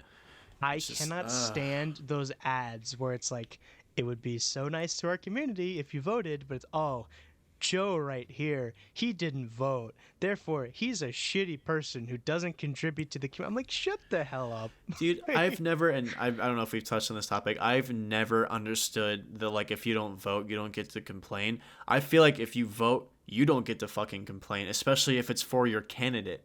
Yeah, People are like, oh, I didn't want to vote for Biden, candidate. but Trump was so bad. Like, well, you fucking voted for him, so this is what you get. You shouldn't be able to complain because you fucking voted for the guy. If you want to have this fucking metaphorical, goddamn, mystical fucking ideology, like, oh, this ever benevolent voting that we have to do, or, oh, you're a shitty person if you don't vote. We put so much importance in voting, right? So, like, if that's true and you complain about a guy you voted for because he was the lesser of two evils, then you have no fucking right to complain. I do, because I didn't participate in the system. I've elected 0 presidents in my life. I've not been responsible for voting for any of them. So it's like any shitty thing that's ever happened, I haven't been a part of. So, you know, it never made sense to me. I'm just gonna put it this way: I'm just glad I didn't vote for the guy who's in office right now. So I have that claim. You haven't got a chance to vote at all, have you? No, I guess this election you voted because you're 19. I did, but I'm just not overt about who I vote for because I know who you voted for. It's okay. No, I know. Everybody fucking knows. Yes, but then a lot of people hear that and they're just gonna be like, just instantly assume things about me, and it's like that's not fair. Like I don't care who you vote for. I'm not just gonna instantly assume things about you. Like I said, because we live in this fucking black and white society now. So I don't know. Like really, that's why it's just fucking dumb. In a different way, I guess. But well, it's like no, it's like the fact that like you vote for somebody and now like you have a fucking stigma. So it's like that's stupid. And the fact that like I said, we live in this black and white good versus evil bullshit when it's all bad, and people just don't want to admit that it's all bad. They just want to pretend like they're doing a good thing by voting. It's like, shut the fuck up. Well, no, good and evil do exist, but in this like, yeah, but you voting is not gonna fucking fix that. Like, no, exactly. But it's like it exists in a different way in democracy because back in monarchy, it just depended on if the king was good or bad. Because if the king sucked, then the whole nation's suffered because of it. But if he was awesome and he was like an awesome king, then like the nation was awesome and it was prosperous. And that's why this whole bullshit idea that it's like maybe it's like what if there's a chance that there's like going to be a bad king who's really evil and greedy, right? It's like yes, but then it's like you can apply that to literally anything of just like there could potentially be a bad thing here. It's like that doesn't mean that like kings and monarchy is just a bad concept to begin with. Like the idea that with democracy and all this stuff, all that corruption stuff is going to go away. That's nonsense. And I think you would agree with me 100%. Of course it's nonsense. I'm of the opinion it doesn't matter what fucking system you have, it's going to be corrupted. Like it doesn't matter. Yeah, because with all of this like democracy and stuff like that, it's like, yes, you can say like there's multiple different parties and it's like, oh yeah, like if one doesn't win one this time, they can win the other time. But it's like that doesn't account for the fact that there's just going to be all these different puppets and things like that, and just like the cheating of the system and just other random bullshit. Well, the other thing too that I think is really annoying, I'm not gonna pretend like I'm gonna like people like argue on Facebook comments. Oh, everybody's a medical expert, a fucking economics expert, a goddamn law expert. It's like I don't know shit. So it's like I don't like I'm not educated enough to even make a good decision to vote for anyway. So it's like I have like exactly. That's why I would be completely fine if I didn't have the right to vote. I wouldn't be doing all these bullshit protests about how I need. It's like it doesn't matter. Yeah, so it's like I'm not gonna pretend like I know how to fix this country's fucking economic problems or what system of government should be. I have no idea. I don't give a fuck what it is as long as it works. But clearly nothing fucking works because we go from left to right every goddamn couple years and the shit just gets fucking worse. So it's obviously not working now. So fucking fix it. That's the other That's the other thing with democracy is like it creates those divisions and stuff like that with the parties. Because with monarchy, it's just the king and like that's it. But and it's just yeah. And it's like if he's bad, oh well, let's just I feel like wait you just it out until his son's bad. But I just feel like you're not gonna have the same problems, but you're just gonna have a bunch of new problems created with monarchy. Like it's just I don't know. Oh, no, I just think it's all bad. It would be hard to reinstate it. That's difficult. It's like bureaucracy, not a good look, bro. No, not a good look, bro. I know. I'm just I fucking since the Greeks, man, it's just been nothing but a problem. No, but that's why there's like a resurgence of like the monarchy and like the feudalism people. I mean, not obviously the same way, but the whole like, um, like we're done with like all this democracy bullshit. We want like tradition and like a Christian monarch and stuff like that. And I love the resurgence of that. And it's Yeah. like the Chad monarchists versus like the like virgin like how'd you say like oh like yeah like bureaucracy dude or But dude, you're like a year away from reading the Bible in chainmail. yeah I Cru- mean Crusader will. oh yeah, no, all of the I need to send you this YouTube channel. They're called the Orthodox Meme Squad. They're Oh my god. so awesome. And it's not Catholic, but it's Orthodox, which is close enough. Yeah. And it's just so I mean, yes, it is red pill, but it's not like it's all of the good stuff about the red pill and it doesn't have any of like the like F women and all that crap. But it's just all that like It's the righteousness. That's what you're embalming yourself in. yes, but also just like the there was this one where it was like um this girl on like the Fine Bros or something was talking about, she was like, oh my god, I hate video games because like you just give men the ability to just like like, just enjoy themselves and like their greatest fantasies or whatever and just Oh do yeah, whatever it they was want. about Grand And Theft then, Auto, I think. no, but then it showed Minecraft, and then it was this guy like he Oh. he had built this church in Minecraft, and he's like they're just singing like these Orthodox like Greek chants. It's so awesome. And it's like yes, they do get to allow us to embellish in our fantasies, and it's like that's my fantasy, not like the like porn, but like the I get to build a church on Minecraft, you know. Well, whatever you can jerk off to. Uh, Well, that's um, the thing, the nofap, which I'm like yes sir. I knew you'd like NoFap. Absolutely. Like, I'm like, what did you expect? I as soon as I heard like I mean I've known about it for a while, but like as I'm just kind of going back into it again because it's been a while. I was like, yeah, Will's gonna like this. Yeah, or you're like, Will's definitely gonna think that women shouldn't have the right to vote. I can't. That was all. I also just kind of said that for You know like what, ladies? I don't think I should have the right to namesake, vote but either. So no, I don't think I should either. So that'll give you some doesn't fucking perspective. do anything. No, and Um, there's just a lot better things to do with your life than go and protest and bitch about having the right to vote. Dude, someone's gonna clip that like, "What? So you think about having the right to vote?" No, I don't give a fuck. It's like no, You but can I have don't all either. women So voting for all I give a shit. yeah. I Or don't care.